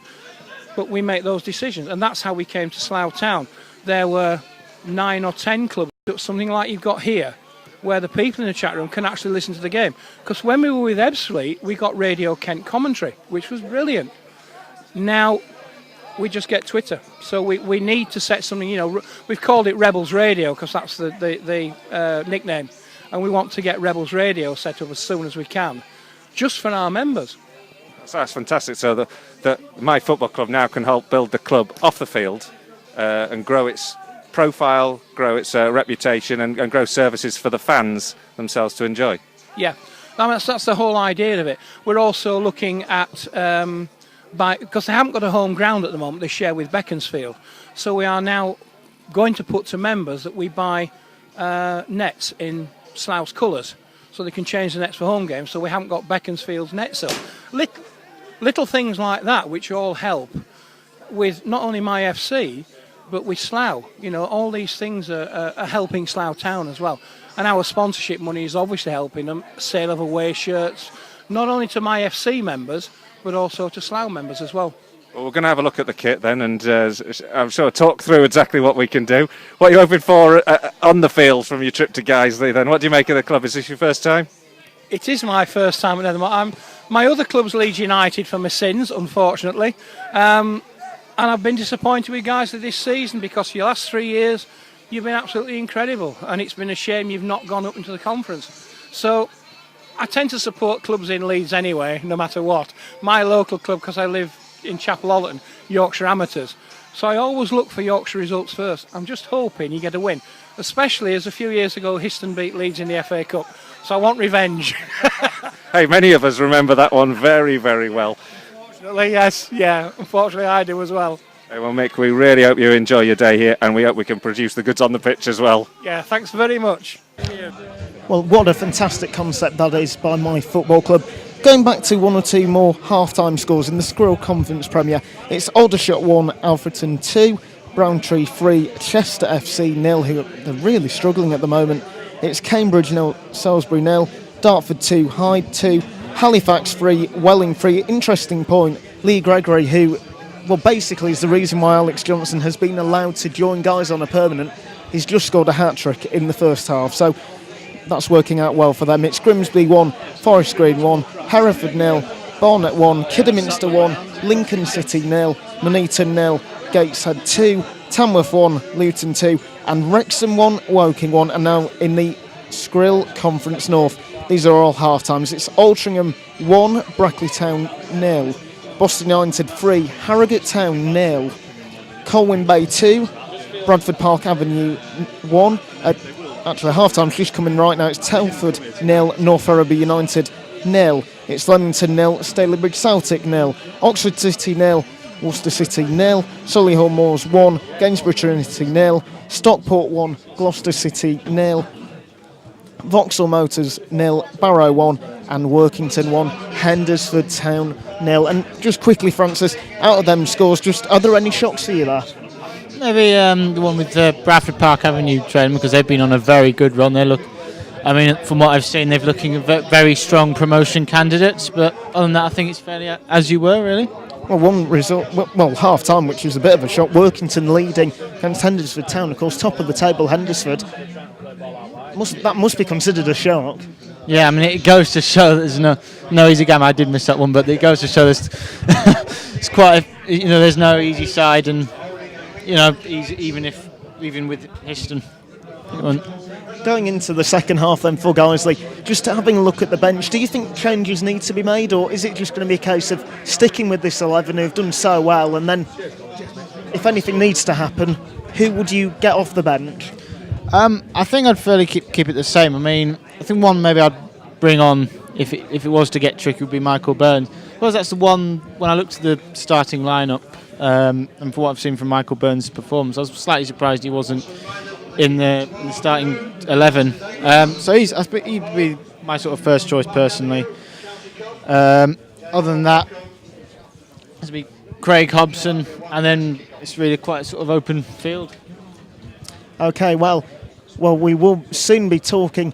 It will be Nick Keefe and Danny Ellis for the start of the second half, and of course, we will be hoping that it will be a fantastic second half in terms of that fantastic first half where Guiseley, on another day, it really would be 3, maybe 4-0 in front for Guiseley. Histon didn't have a chance during that first half, and we do like to try and call this down the middle, and today, if you are listening, if you are a Histon fan, please tweet us. We are at Guiseley Radio. Please give us your feedback. Well, the Guiseley players are now getting ready. They are just coming out. Histon's players, I will just note, have been out for at least 3-4 minutes, and it does look like their manager is still giving them a few words of advice and encouragement. Well, Guiseley, they are just getting onto the pitch now, and the second half will be kicking off in a few moments' time. Well, it's Danny Ellis, but first of all, it is Nick Keefe.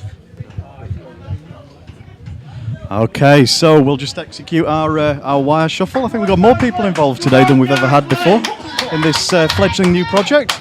We've upgraded to Velcro today to stop the equipment falling off the benches, and I've got Danny's headphones wrapped around one arm and cable for an iPod wrapped around the other, I think. Oh no, that's my leg. No, the cable, not the limb. Anyway, I think guys, they're going to take the goal kick. And what are you expecting in the second half then, Danny? More of the same, or do you reckon Histon will come out with something different in mind? Or yeah, it's obvious they're going to change it. Histon have got to do. Otherwise, we could get quite a few more goals. From our point of view, I'd keep it exactly the same. Don't do anything different. If it stays 0-0 this out, obviously we win. But yeah, they've got to change it, Histon. Let's just see what they do. And how would you change it if you were the Histon manager here? What would you have in mind? I'd be tempted to play at midfield a little bit more higher up, and maybe play with a bit more width, because I think they've been going quite direct, trying to go ball over the top and trying that ball into feet. So I'd definitely play with some wide players against us. Agreed. And guys, they've taken the kick off, and it's straight away back down in the Histon defence, and a wide clearance gives Andy Holdsworth a throw in on the right hand side. About halfway into the Histon half, looking to pick up where the first half left off. And he does take the throw in. Looking for Alex Johnson on the edge of the box, but he's just crowded out. And it comes back to the head of Jake Lawler. Another strong head, the sort of strong headers that characterised the first half, really, from the defenders, Lawler and Lockwood. New central defensive partnership today, but they look very assured in the first half. Rarely troubled, and some of those long clearances, the firm headers coming from a high defensive line, were producing chances from knockdowns for the strikers Swain and Johnson. And it is Louis Swain winning the ball, running back in towards his own half and picking it up off the Histon man that allows Guiseley to start to build again on the right-hand side. Wayne Brooksby has it at his feet, goes past one man, onto the edge of the box, looking to square it, and the deflection wins him a corner. Another bright start to this half then, Danny. Yeah, great positive run there from Wayne Brooksby, cutting inside. It's unfortunate, it's good, quite good defending from Histon there. Ball goes out for a corner, but great positive work from Wayne Brooksby. Andy Holdsworth, it will be again to take the corner from the right-hand side, so it'll be an outswinger looking for the head of Lockwood, who charges into the box, but he was a little bit too early. It was actually Louis Swain who got his head to it, but it was a flick that went out wide, and Alex Johnson picks it up on the left. Plays it back, but Guiseley keep possession. Rhys Maynell threads it again forward, looking for a Guiseley man. Guiseley have kept the ball, winning all of these 50-50s.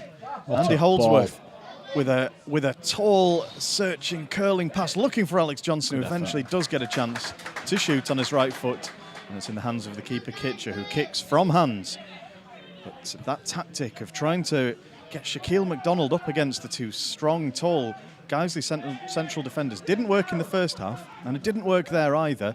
And the header was clear, and Histon have had to build again, although looking a little bit dangerous there before Jake Lawler strode forward and brought the ball away. And it's with Rhys Maynell, who knocks it forward.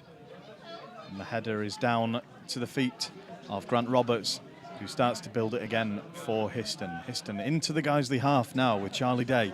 And again, Jake Lawler breaking up play, knowing when to step forward. Really interesting watching when he's willing to step out of the defensive line and make an interception or an intervention.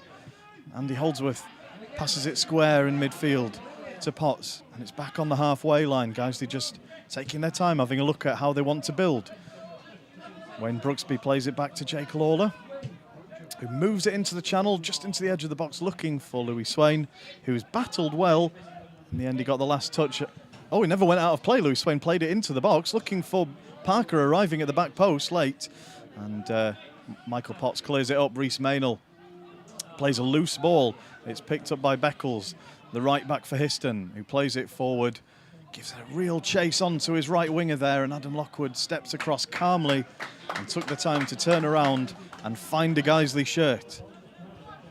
It's that kind of confidence at the back that has been a step change so far from what we've seen in recent weeks for Guiseley since they've been missing our co-commentator today, Danny Ellis, as Wayne Brooksby charges into the edge of the box with the ball at his feet, squares it just over the head of Alex Johnson, and it's gone all the way out. I think it's bounced off the corner flag, in fact, to stay Still in play. Ben Parker has it at his feet. Deflection from his cross to win a throw-in on the left-hand side. Good work there. Great work again there by Wayne on this right-hand side. He's beat his man, he's put a great ball in.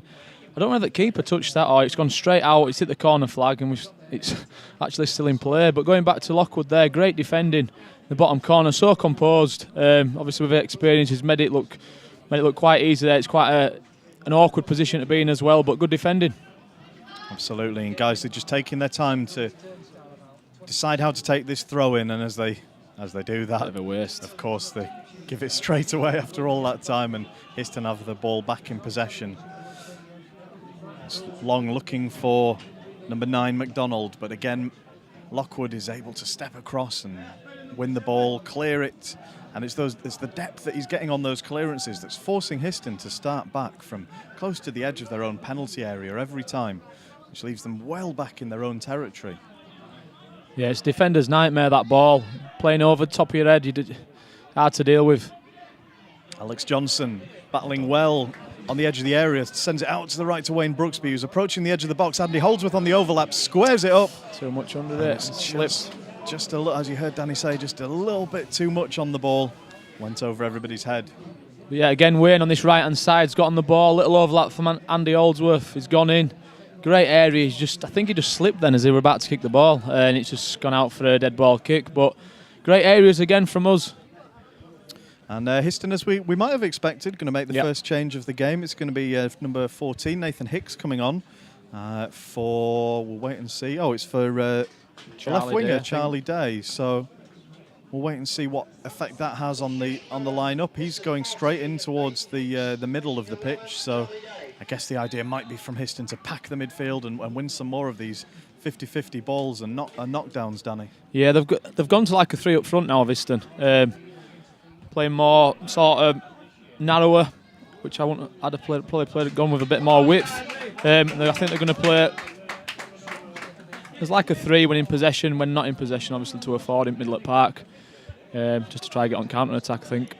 Yeah, we were saying it in the first half. They didn't really have an outlet ball. No. They didn't have anyone to look to move it to, and a lot of these long balls were quite speculative. And with a short striker, the number 9 up against 2 tall defenders, they were getting absolutely no joy from that. Well, that's it. Yeah, so playing into our hands basically what they were doing. So we're expecting a change.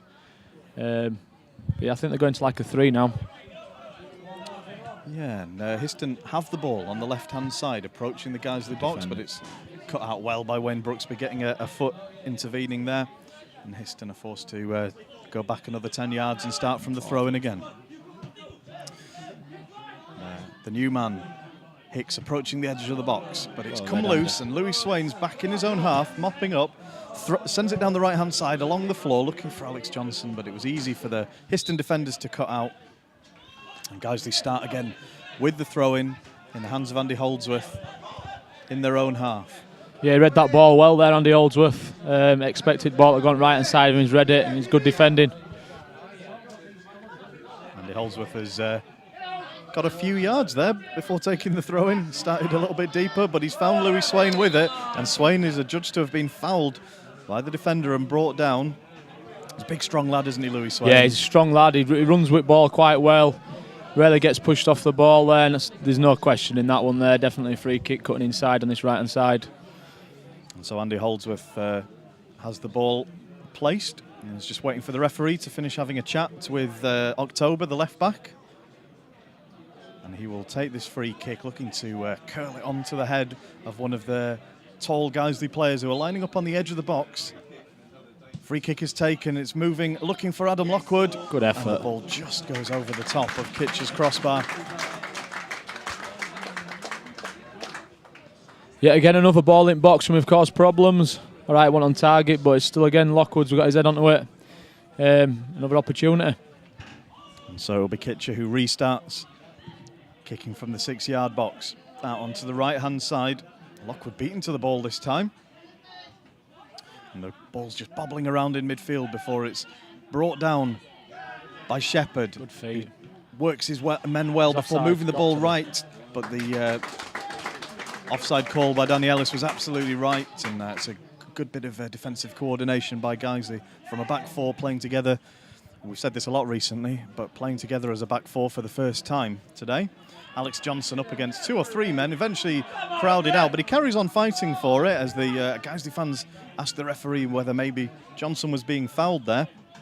Meanwhile, Histon have the ball, approaching the centre circle, but being chased by Brooksby and Johnson and Swain, finding it difficult to get out of their own half, which was much the pattern of the first 45 minutes as well.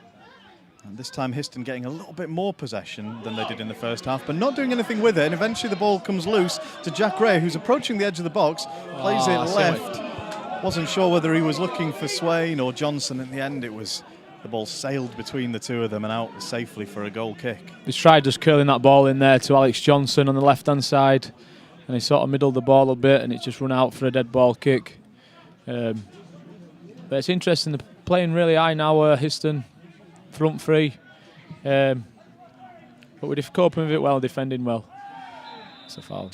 Yeah, Adam Lockwood challenging for the ball there was brought down by the Histon man, and what a good start he's made to his Guiseley career. He's looked every bit the defender that we've needed in recent weeks. And sorry for Histon fans when we say we mean Guiseley, and we're approaching the edge of the box now with Alex Johnson, who's got his back to goal again, plays it back to Ben Parker, who squares it first time into the box, headed clear, but only to the feet of Andy Holdsworth, who has the chance to put it into the box to Louis Swain, looking to get it onto his left foot, takes the shot quickly, it's brought down, and would you believe it? Michael Potts with the follow-up from the goalkeeper's soft save, comes off the underside of the crossbar and bounces out of the goal, and Histon now are breaking, reaching the edge of the Guiseley area, one-on-one with Adam Lockwood, but Adam Lockwood strong defending against a quicker man, just about managed to do enough. And in the end, it looked to us like maybe Adam Lockwood had the final touch, but the linesman gave it as a goal kick, and good defending, good strong, tall defending eventually was enough to snuff out that break. What a great chance that was, going back a few seconds ago. Andy's played a great ball into Lewis Swain, who's turned on it onto his left foot and hit it to the keeper's bottom left, who's parried it. And Jack Ray's hit the cross underneath the crossbar, expecting to hit target from there, but it was probably a tighter angle than what it looked from here. Still 1-0 at Guiseley. Could have been 2. I think the bad news of that is that I think I've got Potts and Rhea mixed up again. Early criticisms. Easily done. Early criticisms of Colin on the first day of the season coming back to haunt me today as Jake Lawler tidies up under good pressure from McDonald, but he plays it back to Stephen Drench, who knocks it long. And Potts and Rhea and Andy Holdsworth this time stepping into midfield, doing enough between them to win the ball for Guiseley, and Brooksby has it at his feet. Plays it to Parker, who first time lays it off to Rhys Maynell moving down the left-hand side. Alex Johnson then has the ball at his feet. Guiseley fans thought he was brought down, but the referee says nothing doing. And again, Guiseley have to be alert because now Histon are moving forward. Kane Shepherd has the ball at his feet, moving at pace, plays it infield to Hicks, and again square to McDonald, who approaching the edge of the box, maybe backed his shooting ability more than he needed to that time, and the ball sails high and wide, hitting the safety netting behind the wall at the end. Yeah, they worked it well there, Histon. We've got to be careful of this one here. Making a substitution there. Yeah, this time it's Jay Dowie coming on for Michael Clunan, number 8. So again, Histon looking to change the pattern of the game, particularly in these midfield areas where Guiseley, even though they're just playing with 2 central midfielders today, somehow seem to always have that extra man and seem to be first to every ball, Danny.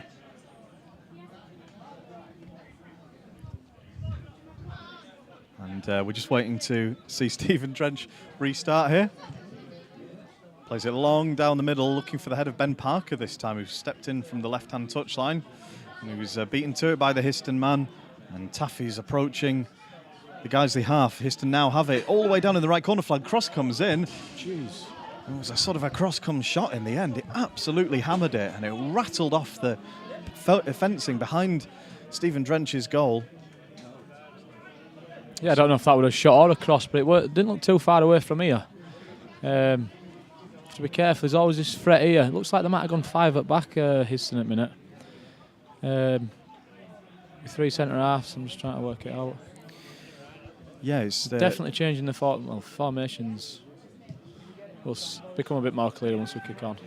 Yeah, and guys, they have to be alert in that situation because the faces will have changed. And how was that as a defender then, Danny? When the formation changes a little bit, what does that do for you as a defender? It always makes it difficult for you, obviously, with a change, but it can sometimes work in your favour as well. You know, always get them on counter attack, get another goal. Then it's sort of, which Wayne's done really well there, I think. Yeah, nice football. It can work for you, it can work against you. I mean, it's all dependent on how the game pans out at the time. So as we were speaking there, guys, a good interplay between Brooksby and Andy Holdsworth, and they've won a throw-in deep down into the Histon half, starting on the Guiseley right, and it's Andy Holdsworth who comes away with it, plays it square on the edge of the box. Jack Ray hits it with his left foot. It's going all the way along the deck. Louis Swain chasing it down to the goal line. In the end, he's kept it in play, but couldn't do any more than that, and Histon were able to clear it, but it's come straight back to Guiseley when Brooksby squares it into the box this time. Looking for Louis Swain, whose defender stepped across in front of him. More fantastic chasing down by Wayne Brooksby, though. Forces the defender's clearance out of play, and Histon have to start all the way at the back once again. It opened up there for Jack Ray down his left foot to probably shoot, and he's tried to slip a ball into Louis Swain. Probably a better option for him there. Would have probably have a shot, but we're unfortunate. It's another chance as well. So the goal kick is taken over the top, and it's Adam Lockwood stepping forward, getting another strong header on it. And now it's Potts and Ray moving in unison, scrapping for it in midfield, and this time Histon have done enough to hold on to it. Still on the centre halfway line though, playing it forward. Cut out by Adam Lockwood just as it looked like something might be on, and what a good first game he's had for Guiseley so far. Alex Johnson pressuring Hicks. Histon forced back into their own half once again. Louis Swain and Alex Johnson never stopping running. But Histon have managed to bring it away forward. It's the McDonald on the edge of the box. He's moving into the box, one-on-one with the goalkeeper, Drench. And he hits it wide at Drench's near post. Drench was left flat-footed there. A real chance for Histon on the break. That's a let-off, that is, for us. To be fair, Histon have worked it really well from the back. They've played it in the midfield. Little 1-2, he's gone round as the 9, McDonald. And he's just going away from Drench and he's pulled it to this right-hand side. Well, the keeper's right-hand side of the goal. But great opportunity for Histon, that. It's a bit of a let-off. And that's where they will want to see Shaquille McDonald on the ball with it at his feet, running at pace. He's had too many balls threaded over the top where he's been beaten for height, which he always will be against the much taller Guiseley defenders. And Wayne Brooksby now has got the ball. He's approaching it, moving into the Histon box, getting onto his left foot. It looked like it was just curling a little bit too late there. In the end, just goes a little bit high and wide on his left foot, but Guiseley responding well to the danger at the other end. Done really well there. Wayne Brooksby cutting inside on his left foot. I think must be slippery down there. Looks like he slipped just before his shot, which caused ball obviously to lift, leaning backwards, and it's just gone over the top at bar for a dead ball kick to Histon. Well, we know there was a lot of rain during the week, standing water waiting to be drained from the pitch on Thursday when we were down here as training was happening and signings were being made. So maybe just a little bit of moisture left in the turf has made it a little bit slippy in one or two parts of the pitch. As Jack Ray goes down with an injury, a long shot, speculative shot, surprising venom behind that. Bit of a daisy cutter though, and it goes wide and rattles that back fence, and that back fence has been rattled a couple times too many. Picking the game up now, Histon. They're leaving 2 at back, 2-on-2, which is quite bit of a gamble, but they're packing men behind the ball as well, going forward. And it's another shot there from probably 25 yards, just wide at goal, but another opportunity for Histon. Yeah, there's just one spot of the fence behind Stephen Drench's goal to his right that's been hit 3 or 4 times in the last 5 minutes or so, and it's only going to take one just to sneak inside the near post, and we're going to have to really see what Guiseley are made of. Need the second goal to be sure of this game. And they did enough to deserve the lead that they have at the moment, but as Danny says, Histon starting to come back into it. And as I say that, Guiseley win the ball in the Histon half. Louis Swain knocks it past his man, doesn't have the pace to beat the second man who came across. It was Hicks tidying up. A long clearance lands on the head of Andy Holdsworth, who finds Wayne Brooksby with it, who controls it well high up, almost at shoulder height. Plays it to the left. But a loose ball breaks that move up frustratingly for Guiseley, and Histon get the chance to bring it away again on the left-hand side with October. Plays it forward to Shepherd. Jake Lawler steps across with the ball at his feet. Quite calmly plays it out for a throw-in to Histon. But it's a dangerous position, and Histon all but one outfield player inside the Guiseley half. The first time we've seen that all afternoon. Trying to switch play over to the right-hand side now, Histon. Beckles had a difficult ball to control there, and it's just taken the momentum out, and the speculative ball over the top is cut out by a Guiseley head. Launched. I was going to say it was launched forward, but the referees pulled it back for something we weren't too convinced by. Now Histon have got a free kick in a dangerous position, not far from the Guiseley penalty area, on the Histon right. They're really coming into this game now, Histon. They're passing ball around quite well. They're getting in good areas. We're going to have to be careful here, especially in this dangerous position where this is from. Louis Swain and Michael Potts, I think it is, setting up a wall there. 10 yards from the dead ball, almost on the edge of their own box, to give you an idea of the position. Just a little bit right of centre. Difficult ball to try and curl in onto a head here, but Pete Grant tries for it, Taffy tries for it. Looked like Rhys Maynell was having his shirt pulled at the back post there, and nothing given he's done really for it. He's done quite well there, Rhys. Another chance ball into the box. It's all right, it's gone behind for a dead ball kick, but starting to get into this game now, Histon. Yeah, it's not one you'd call a full-on let-off, that one, because I wondered whether Maynell was being brought down in his own area. It looked like he was getting tagged a bit, but he's stood up well, and he's gone out for a goal kick, so riding his luck a little bit.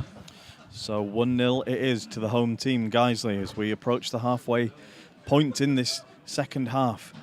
Guiseley just about good value for that lead, but perhaps understandably, the change in tactics.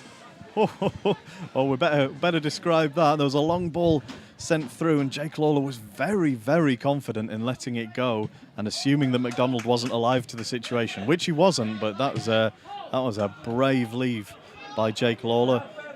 It's led to Guiseley having the ball on the edge of the Histon box, though, with Louis Swain played back to Potts, plays it out right to Andy Holdsworth, threads it inside again to Wayne Brooksby. Brooksby with the ball finds a deflection off the Histon defender to win a corner. Good work and good interplay on the right-hand side, as it looks like a substitution is about to be made for Guiseley, and it looks like the man coming on will be Michael Burns. So we'll wait and see who that will be for. Getting ready to take the corner here. Ball's about to come in from the foot of Andy Holdsworth again. Louis Swain was looking to get on the end of it. In the end, it's come to Rhys Maynell, who's turned it down all the way to Andy Holdsworth. Very well there, who puts a good cross in, searching for the head of Adam Lockwood. Couldn't get enough power behind it. And Hicks, with an overhead bicycle kick, was going for the clearance. In the meantime, the referee's seen something he doesn't like and stopped it for a Histon free kick within their own area. And now as the substitution's made, Ben Parker. Yeah, he struggled to get in the game the second half as Ben Parker, and I can sort of understand where Bowser's coming from there. Not getting much joy down that left. But he's done really well first half especially. Well, thank you, Danny. Thank you, Nick. I'll take you through till full time.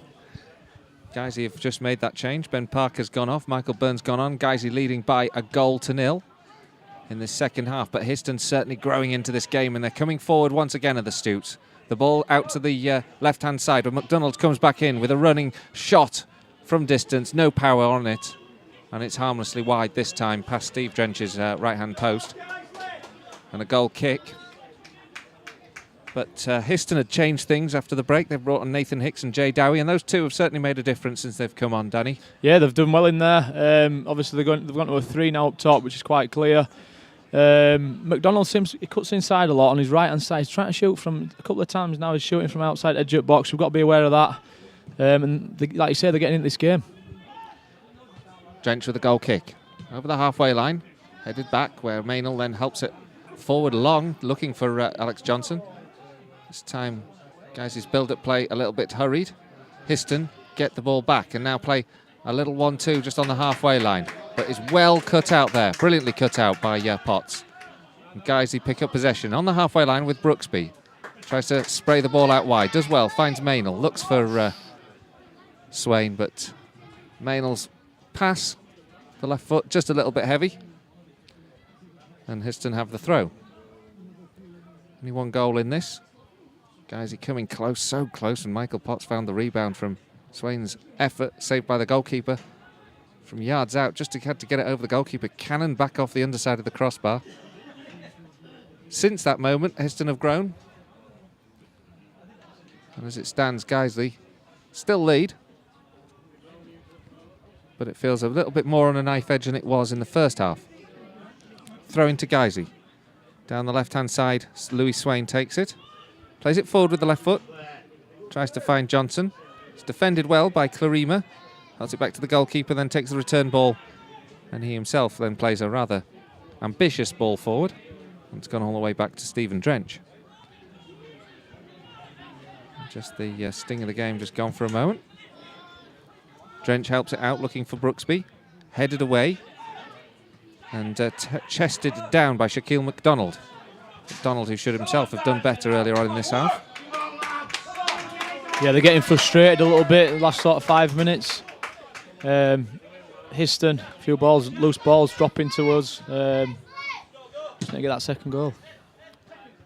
Yeah, we all need that second goal. Burns now has just come on. His first touch of the ball. Gets it down the right-hand side. Takes it away from his man. He's now got options over with Alex Johnson out to the right-hand side. Johnson tries to cross it into the area. Cleared by Clarima. Throw in for Guiseley. Burns leaves it because Andy Holdsworth is going to come up this right-hand flank. It's about level with the edge of the 18-yard box. Taken short to Burns. Collected again by Holdsworth and then back to Burns. Burns slips. And then in the end, Guiseley concede the throw. You were just saying, Danny, you just thought it was a bit wet underfoot perhaps down that right Yeah, hand and that bottom corner sit down there seems to be quite a few of them slipping. Quite a few of them out.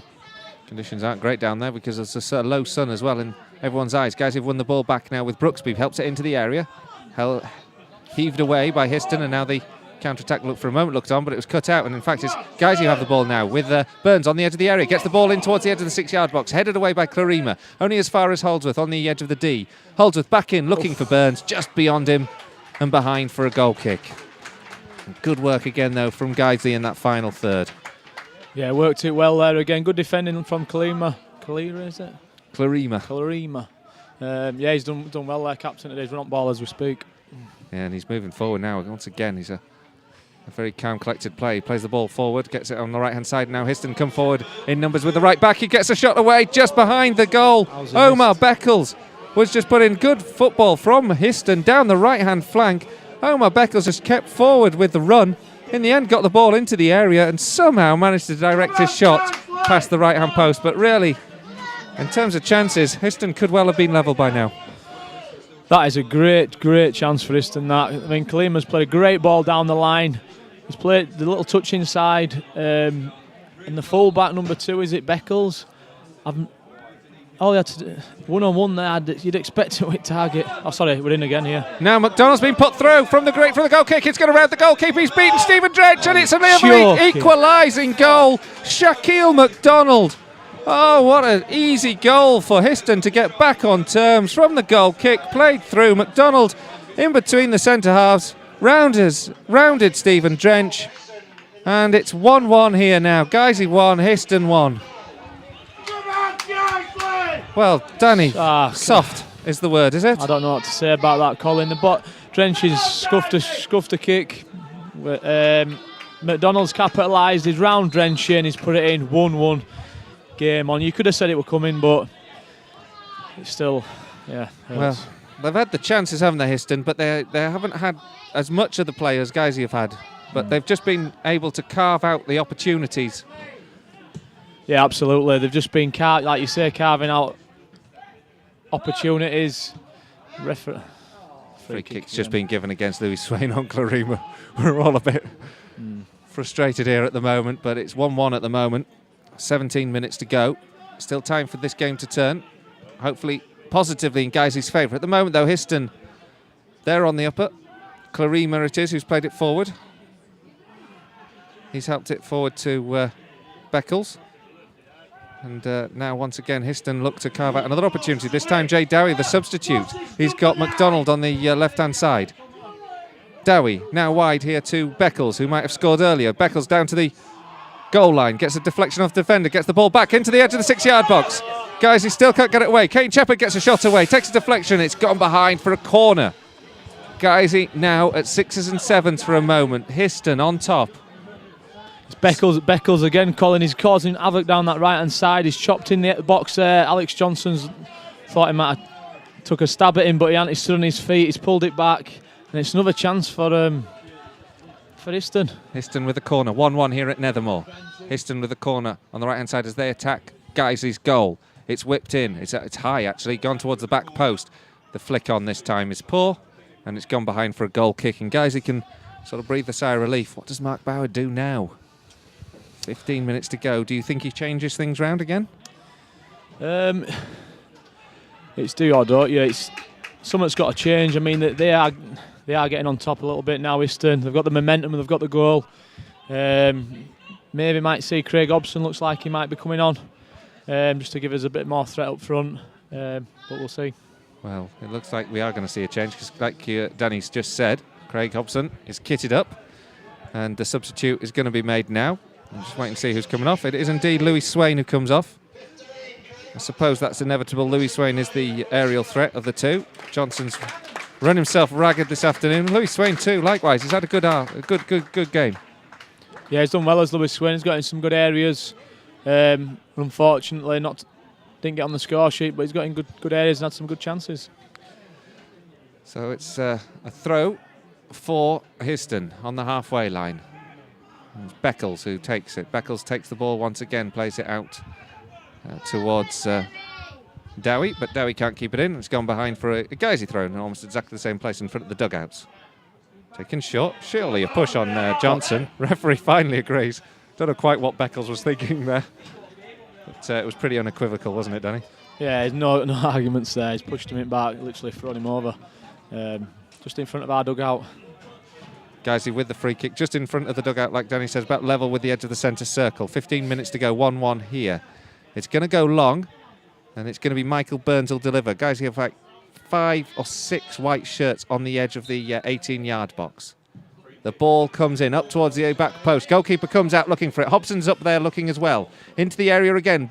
But Brooksby gets it into the area. Looks for Hobson. Nobody can get on the end of it. Guiseley eventually get the ball away, and then the referee says stops play just as it bounces through towards Jack Rea because there's a head injury. I don't suppose there's much he can do about it. He has to stop play eventually. He did let it go till the attacking move was finished, though, didn't he? He did, yeah. The keeper's done. I think the keeper's actually punched it there, but he's caught his own man. Is it the centre half who's down? Yeah. Klima again. He's done well, but another chance just didn't fall for us. Well, but you can't blame referee there for it, like you said. Colin's looks like he has. He's got no choice. Hobson's just being seen to. He looks like he's got a bit of a knock as well. Having a quick chat with Martin Stringfellow and his magic sponge. Sounds like the name of a 70s band, that, doesn't it? Okay, things are beginning to lose the pace. I'm gonna plug myself now just before we go any further while we have this stoppage. Whilst the referee decides what to do, I think he's going to give a drop ball and it's going to be knocked back to the goalkeeper. But tomorrow I'm running the marathon in York and I'm raising money for Action for Children. So if you feel so obliged, do think about sponsoring me. I'm on Just Giving /Guiseley Radio Marathon. Here's the link, Guiseley Radio Marathon. So justgiving.com /Guiseley Radio Marathon. And we're hoping to raise some funds for the charity. We're doing a fantastic partnership here. Going to give real disadvantaged young people a real opportunity to get involved with the club and get involved in some of the projects that are going to be happening here. Referee just handed the ball back to the goalkeeper. You probably just gather that the home fans aren't very happy that the ball was just basically gifted back to the goalkeeper. Histon now come forward from that, and the ball's now with Nathan Hicks. He lays it back to the halfway line where Taff collects. Plays it short in here to October. Back to Jay Dowie. Dowie, one of the substitutes, helps the ball back to Remy Clarima. Always a tough afternoon. Guys, always stuck now with 10 men on the field while Hobson's getting some attention. It's with Beckles. Beckles down the right-hand side. Plays it out here to Hicks. Hicks has got options in the box. Comes back. He's on the right-hand flank. Lays it back here to Grant Roberts. Roberts lofts one in towards Kane Shepherd. Flicked away by Andy Holdsworth and out for a throw-in on the left-hand side. Yeah, Histon, and you can tell that Histon aren't coming here for a draw. They're really pushing for the second goal. So they've got the ball now here with Taff. He's just got the ball on the edge of the area. Taken away from Andy Holdsworth. That's a shot blocked by 2 players in the end. Only as far as Jay Dowie. Dowie can't keep the ball moving. It goes back here for Clarima. Back here to Dowie. Dowie inside the centre circle. Square now here to Peter Grant. The bodies are coming forward in Histon shirts. Grant into the area. Looks for the back post where Beckles is trying to bundle it over, but he was well watched. And it's gone behind and out for a goal kick. Yeah, sorry, Colin. As I was saying, they're really getting into the gear now, Histon. They're playing some good stuff, to be fair, and opening us up quite well. Obviously, Obbo needs to come back on, playing with 10 at minute, which doesn't help. It does. It was unfortunate for him, isn't it? Because he's only just entered the pitch, and no more than 2 minutes, and he had to go off for. I presume he had a cut of some sort, and now he's come back on. But in that time, Histon just dominated the ball, didn't they? Yeah, there's great in possession, and unfortunate again. On Guiseley AFC Radio, you're listening to Guiseley 1, Histon 1, with 10 minutes left of this match. Both teams want 3 points. Both teams perhaps know that 3 points is something that they'll consider to be a prerequisite. Taff now moves the ball forward for Histon. Histon just on their uppers at the moment, though. Jay Dowie on the edge of the 18 centre circle, lays it back here to Nathan Hicks, the other substitute for the visitors. Histon now just holding on to the ball with Grant Roberts inside their half. Clarima and Roberts just exchanging passes. Burns trying to press things, but it's worked out well for Clarima down the right-hand side. He plays it forward now here to Taff. Taff lofts the ball square out to the left-hand side where October was making the overlapping run, but good work from Wayne Brooksby. Heads it back and almost immediately tries to collect the return ball from Stephen Drench, just a little bit ahead of him, and it's picked up. And it's unfortunate because it means that Histon once again have momentum. The ball whipped in this time by October, goes all the way past to Taff. Taff over to the touchline, tries to cut it back for McDonald. Cleared well by Lockwood. Up towards Burns. Burns heavy touch. Helped in play by Johnson, and back here to Lockwood, who's now out at left back, it looks like at the moment. Square now to Andy Holdsworth. And guys, he come forward now. Haven't been venturing forward much in the last 5 or 10 minutes. It's Wayne Brooksby into the penalty area, goes down to the byline, cuts the ball across. Evades Holdsworth, and then the shot comes in. And, well, I can only assume that Jack Rea just lost his sight of the ball for a moment because he skied it way wide. Yeah, he's done really well there. Wayne Brooksby down this right-hand side, got up to the byline, put a great ball in, good defending from Histon. It's just rolled to Jack Rea, and I think it's hit a bobble. It's landed somewhere up Bowling Green, I think, that one. Yeah, infamous bobbles. Guys, they now have to defend because forward comes Omar Beckles. He's causing all sorts of problems now. He stepped up from right back. Ball in towards the area, looking for Kane Shepherd. Headed well wide away by Jake Lawler. This time Jack Rea does really well to win possession back inside the centre circle. Out wide here to Wayne Brooksby. Tries to go past his man. He's tackled well by Hicks. And guys, they now have to defend once again because Jay Dowie and Hicks, the two substitutes, have made a difference to Histon since they've come on. October, the fullback, over the halfway line. Forward up towards McDonald. Well cut out again by Jake Lawler. Looking for Hobson. Hobson wins the ball now. Takes it away from Grant. Goes towards the touchline. Nobody in the penalty area, though, in support of him. Plays it now into Burns. Burns inside the penalty area with 3 players around him. Has to try and get this ball across field. Plays it back to Rea. Rea in towards the edge of the 6-yard box. Just over Hobson's head. He was just lining up to head it, and it was just taken away from him. Good work from Clarima to deny him. Back in now by Reece Maynell. Up towards Hobson. Hobson with the header. A glancing header just wide of the right upright. Guys, he just ended up with nothing from that move, but a fine move it was indeed, though. 2 great balls in the box there. One from Jack Rea, unfortunately, didn't get where it was, and then Reece put a great ball in there for Obo. Just wide at post, unfortunately. Just couldn't get the glancing header on the goal, but if he had, I'm sure, guys, he would have been ahead once again. As it is, it's 1 each. Picked up now by Jack Rea. Surging forward now for Guiseley. Plays the ball in towards Burns on the edge of the area. Burns has got Potts to take a shot. Potts takes a deflection. No, it doesn't. He just sort of mishit it. Bangs the ground in frustration. The ball's behind for a goal kick. Done very well there, Jack Rea, winning the ball back. Playing a nice little ball in to Michael Burns, who sort of scuffed his shot, falling over again. But another good chance. More positive stuff here from Guiseley. Just seemed to lose their way in the last 10 minutes, but now they've had 1 or 2 chances just now. And picked up the ball once again inside their own half. Another substitution, I think. Or referees, no, he's not, sorry. He's taking it back. He's just taking it back. I thought he was holding things up. But of course, we have 1 sub each yet that can be used. Stephen Drench launches it forward. Looks for looks for Burns. Burns can't win the header.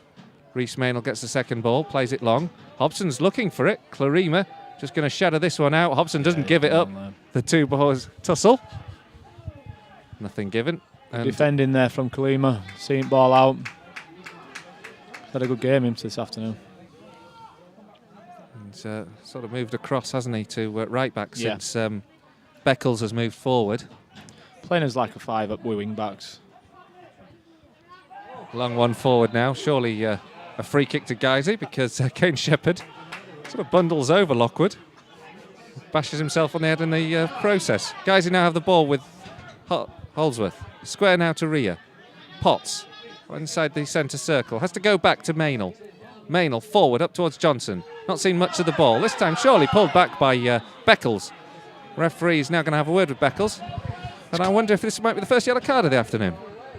It's clever play that from Alex Johnson. Just using his body well. He's come straight over the top of him there. No arguments there. He's good at that, is Alex. Each set piece seems to be a real moment, doesn't it, now at the moment, because both sides will put bodies in the box, go direct. They're both looking for the winner. There's a good chance here for Guiseley to get that winning goal. One each here at Nethermore. Burns with a free kick, about level with the edge of the centre circle. Plenty of white shirts in there. Actually, Burns moves away from it, lets Rhys Maynell take it. Maynell gets it back and then plays the ball into the area, up towards the penalty spot. Headed away, this time by Beckles. Jake Lawler tries to pick up the loose ball. Can't win that one. Launched away by Histon, all the way back into the Guiseley half. Stephen Drench comes out towards the edge of the centre circle to loft one back in towards the edge of the 18-yard box. It bounces through. Hobson gets it in towards a goal. No. It goes in, and then the free kick has been given against Hobson, and a yellow card has been issued to Lockwood. And, well, I've absolutely no idea what that's for. That, to be honest, Colin, that's like a blatant penalty to me. The ball's bounced over the centre half. He's grabbed hold. I think it was Michael Burns who was tussling. Don't know why he's but Lockwood there. Looked like a penalty. And it's free kick to that. I can't understand that. Well, that is a moment. It's a strange decision. A real flashpoint there.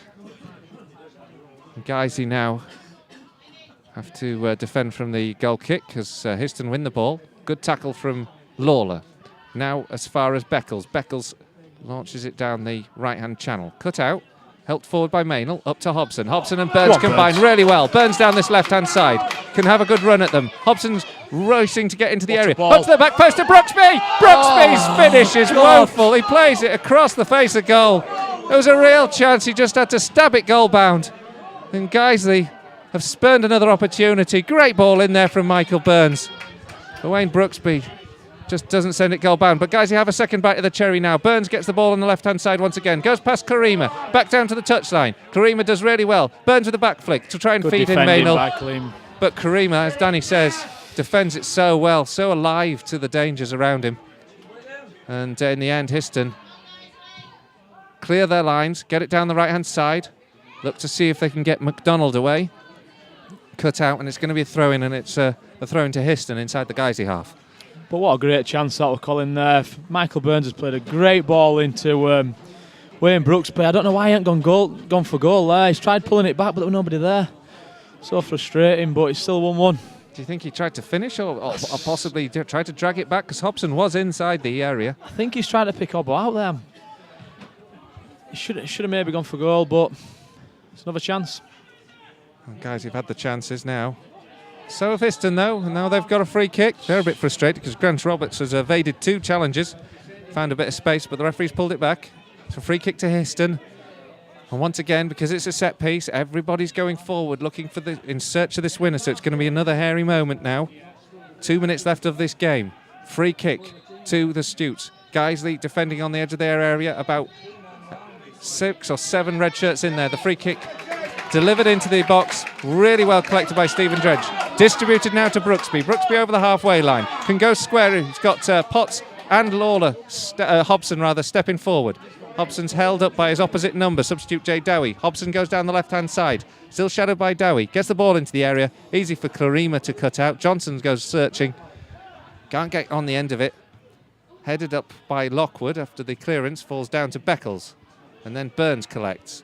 On the left-hand side, does really well. Gets the ball into Hobson, down the left flank. He's got 3 white shirts in the area if he can find them. Finds Johnson. Johnson inside the 6-yard box. Back to goal. Plays it back to Hobson. Hobson now curls it in towards the back post. God. Just wide of the mark. Curled it in with the right foot. Just couldn't get the direction on it. It's gone behind for a goal kick. And there's going to be 4 minutes of stoppage time, Danny. Can we get that goal? It's coming. You get that feeling it's coming. It's just... Is there enough game left to get it in? Is it 4? I think he's saying, did he say 4 minutes had he done? Yeah, 4 minutes. And plenty of time for us to score. We're getting in some good areas there. Elbows, I don't know how close that way. Look close from here. It's another great chance gone. Well, I tell you what, it's nervy times. 1 each. Last chance has been Guiseley's.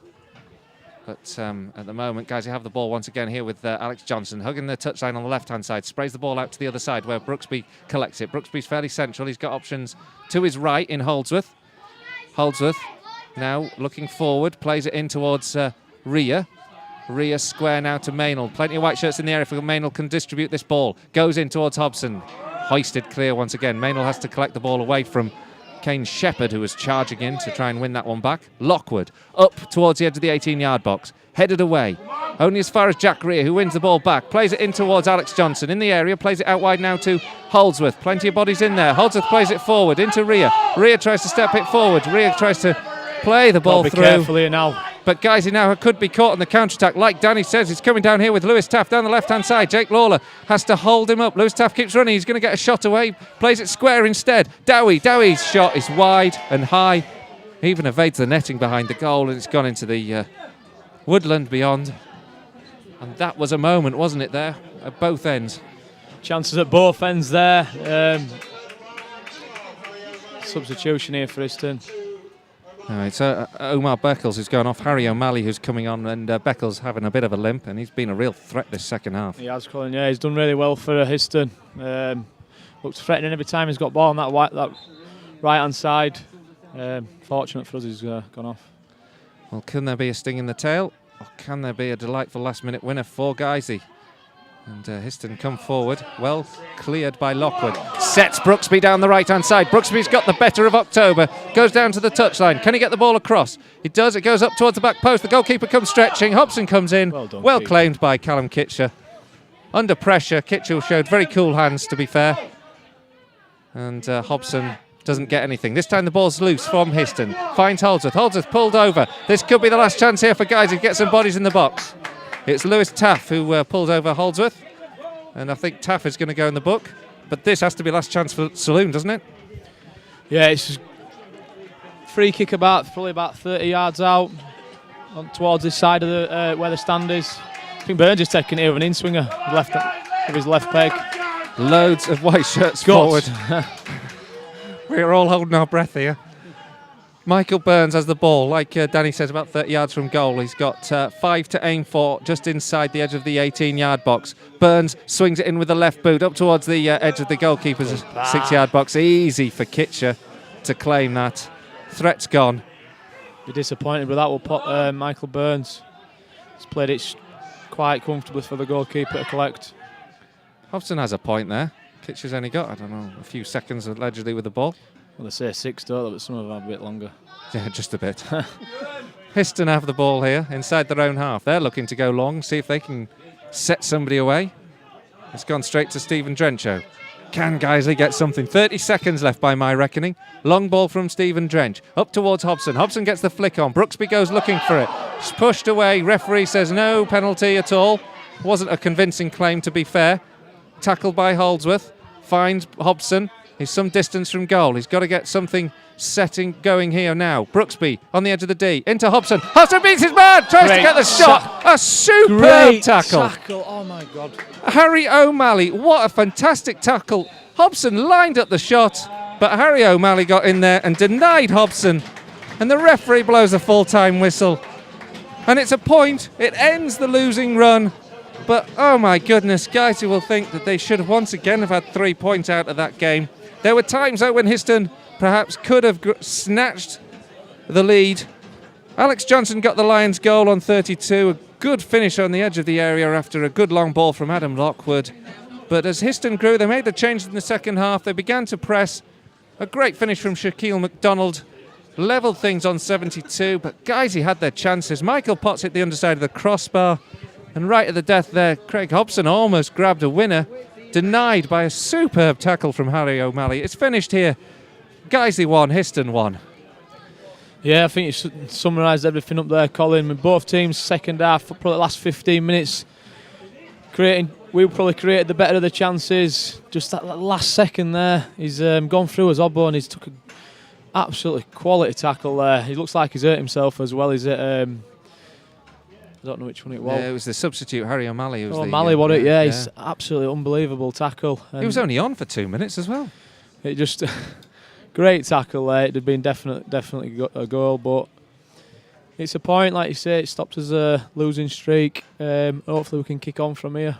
But I think a point might have been, I think we edged the chances, but fair play to Histon, you know. They changed their way at half-time, they looked a different side. Yeah, they've done superbly well. It has to be said at changing round after half-time. We were very dominant. In the second half, Histon have come back into it. It's a draw, it's a point. We go again on Tuesday, North Ferriby United. And it'll be another tough evening for us there against a high-flying side. But we hope to bring you full match commentary, technology permitting, of course, all from North Ferriby, when hopefully Danny will join us once again for full match commentary of the game against North Ferriby. But for now, thanks for listening, and we'll see you soon.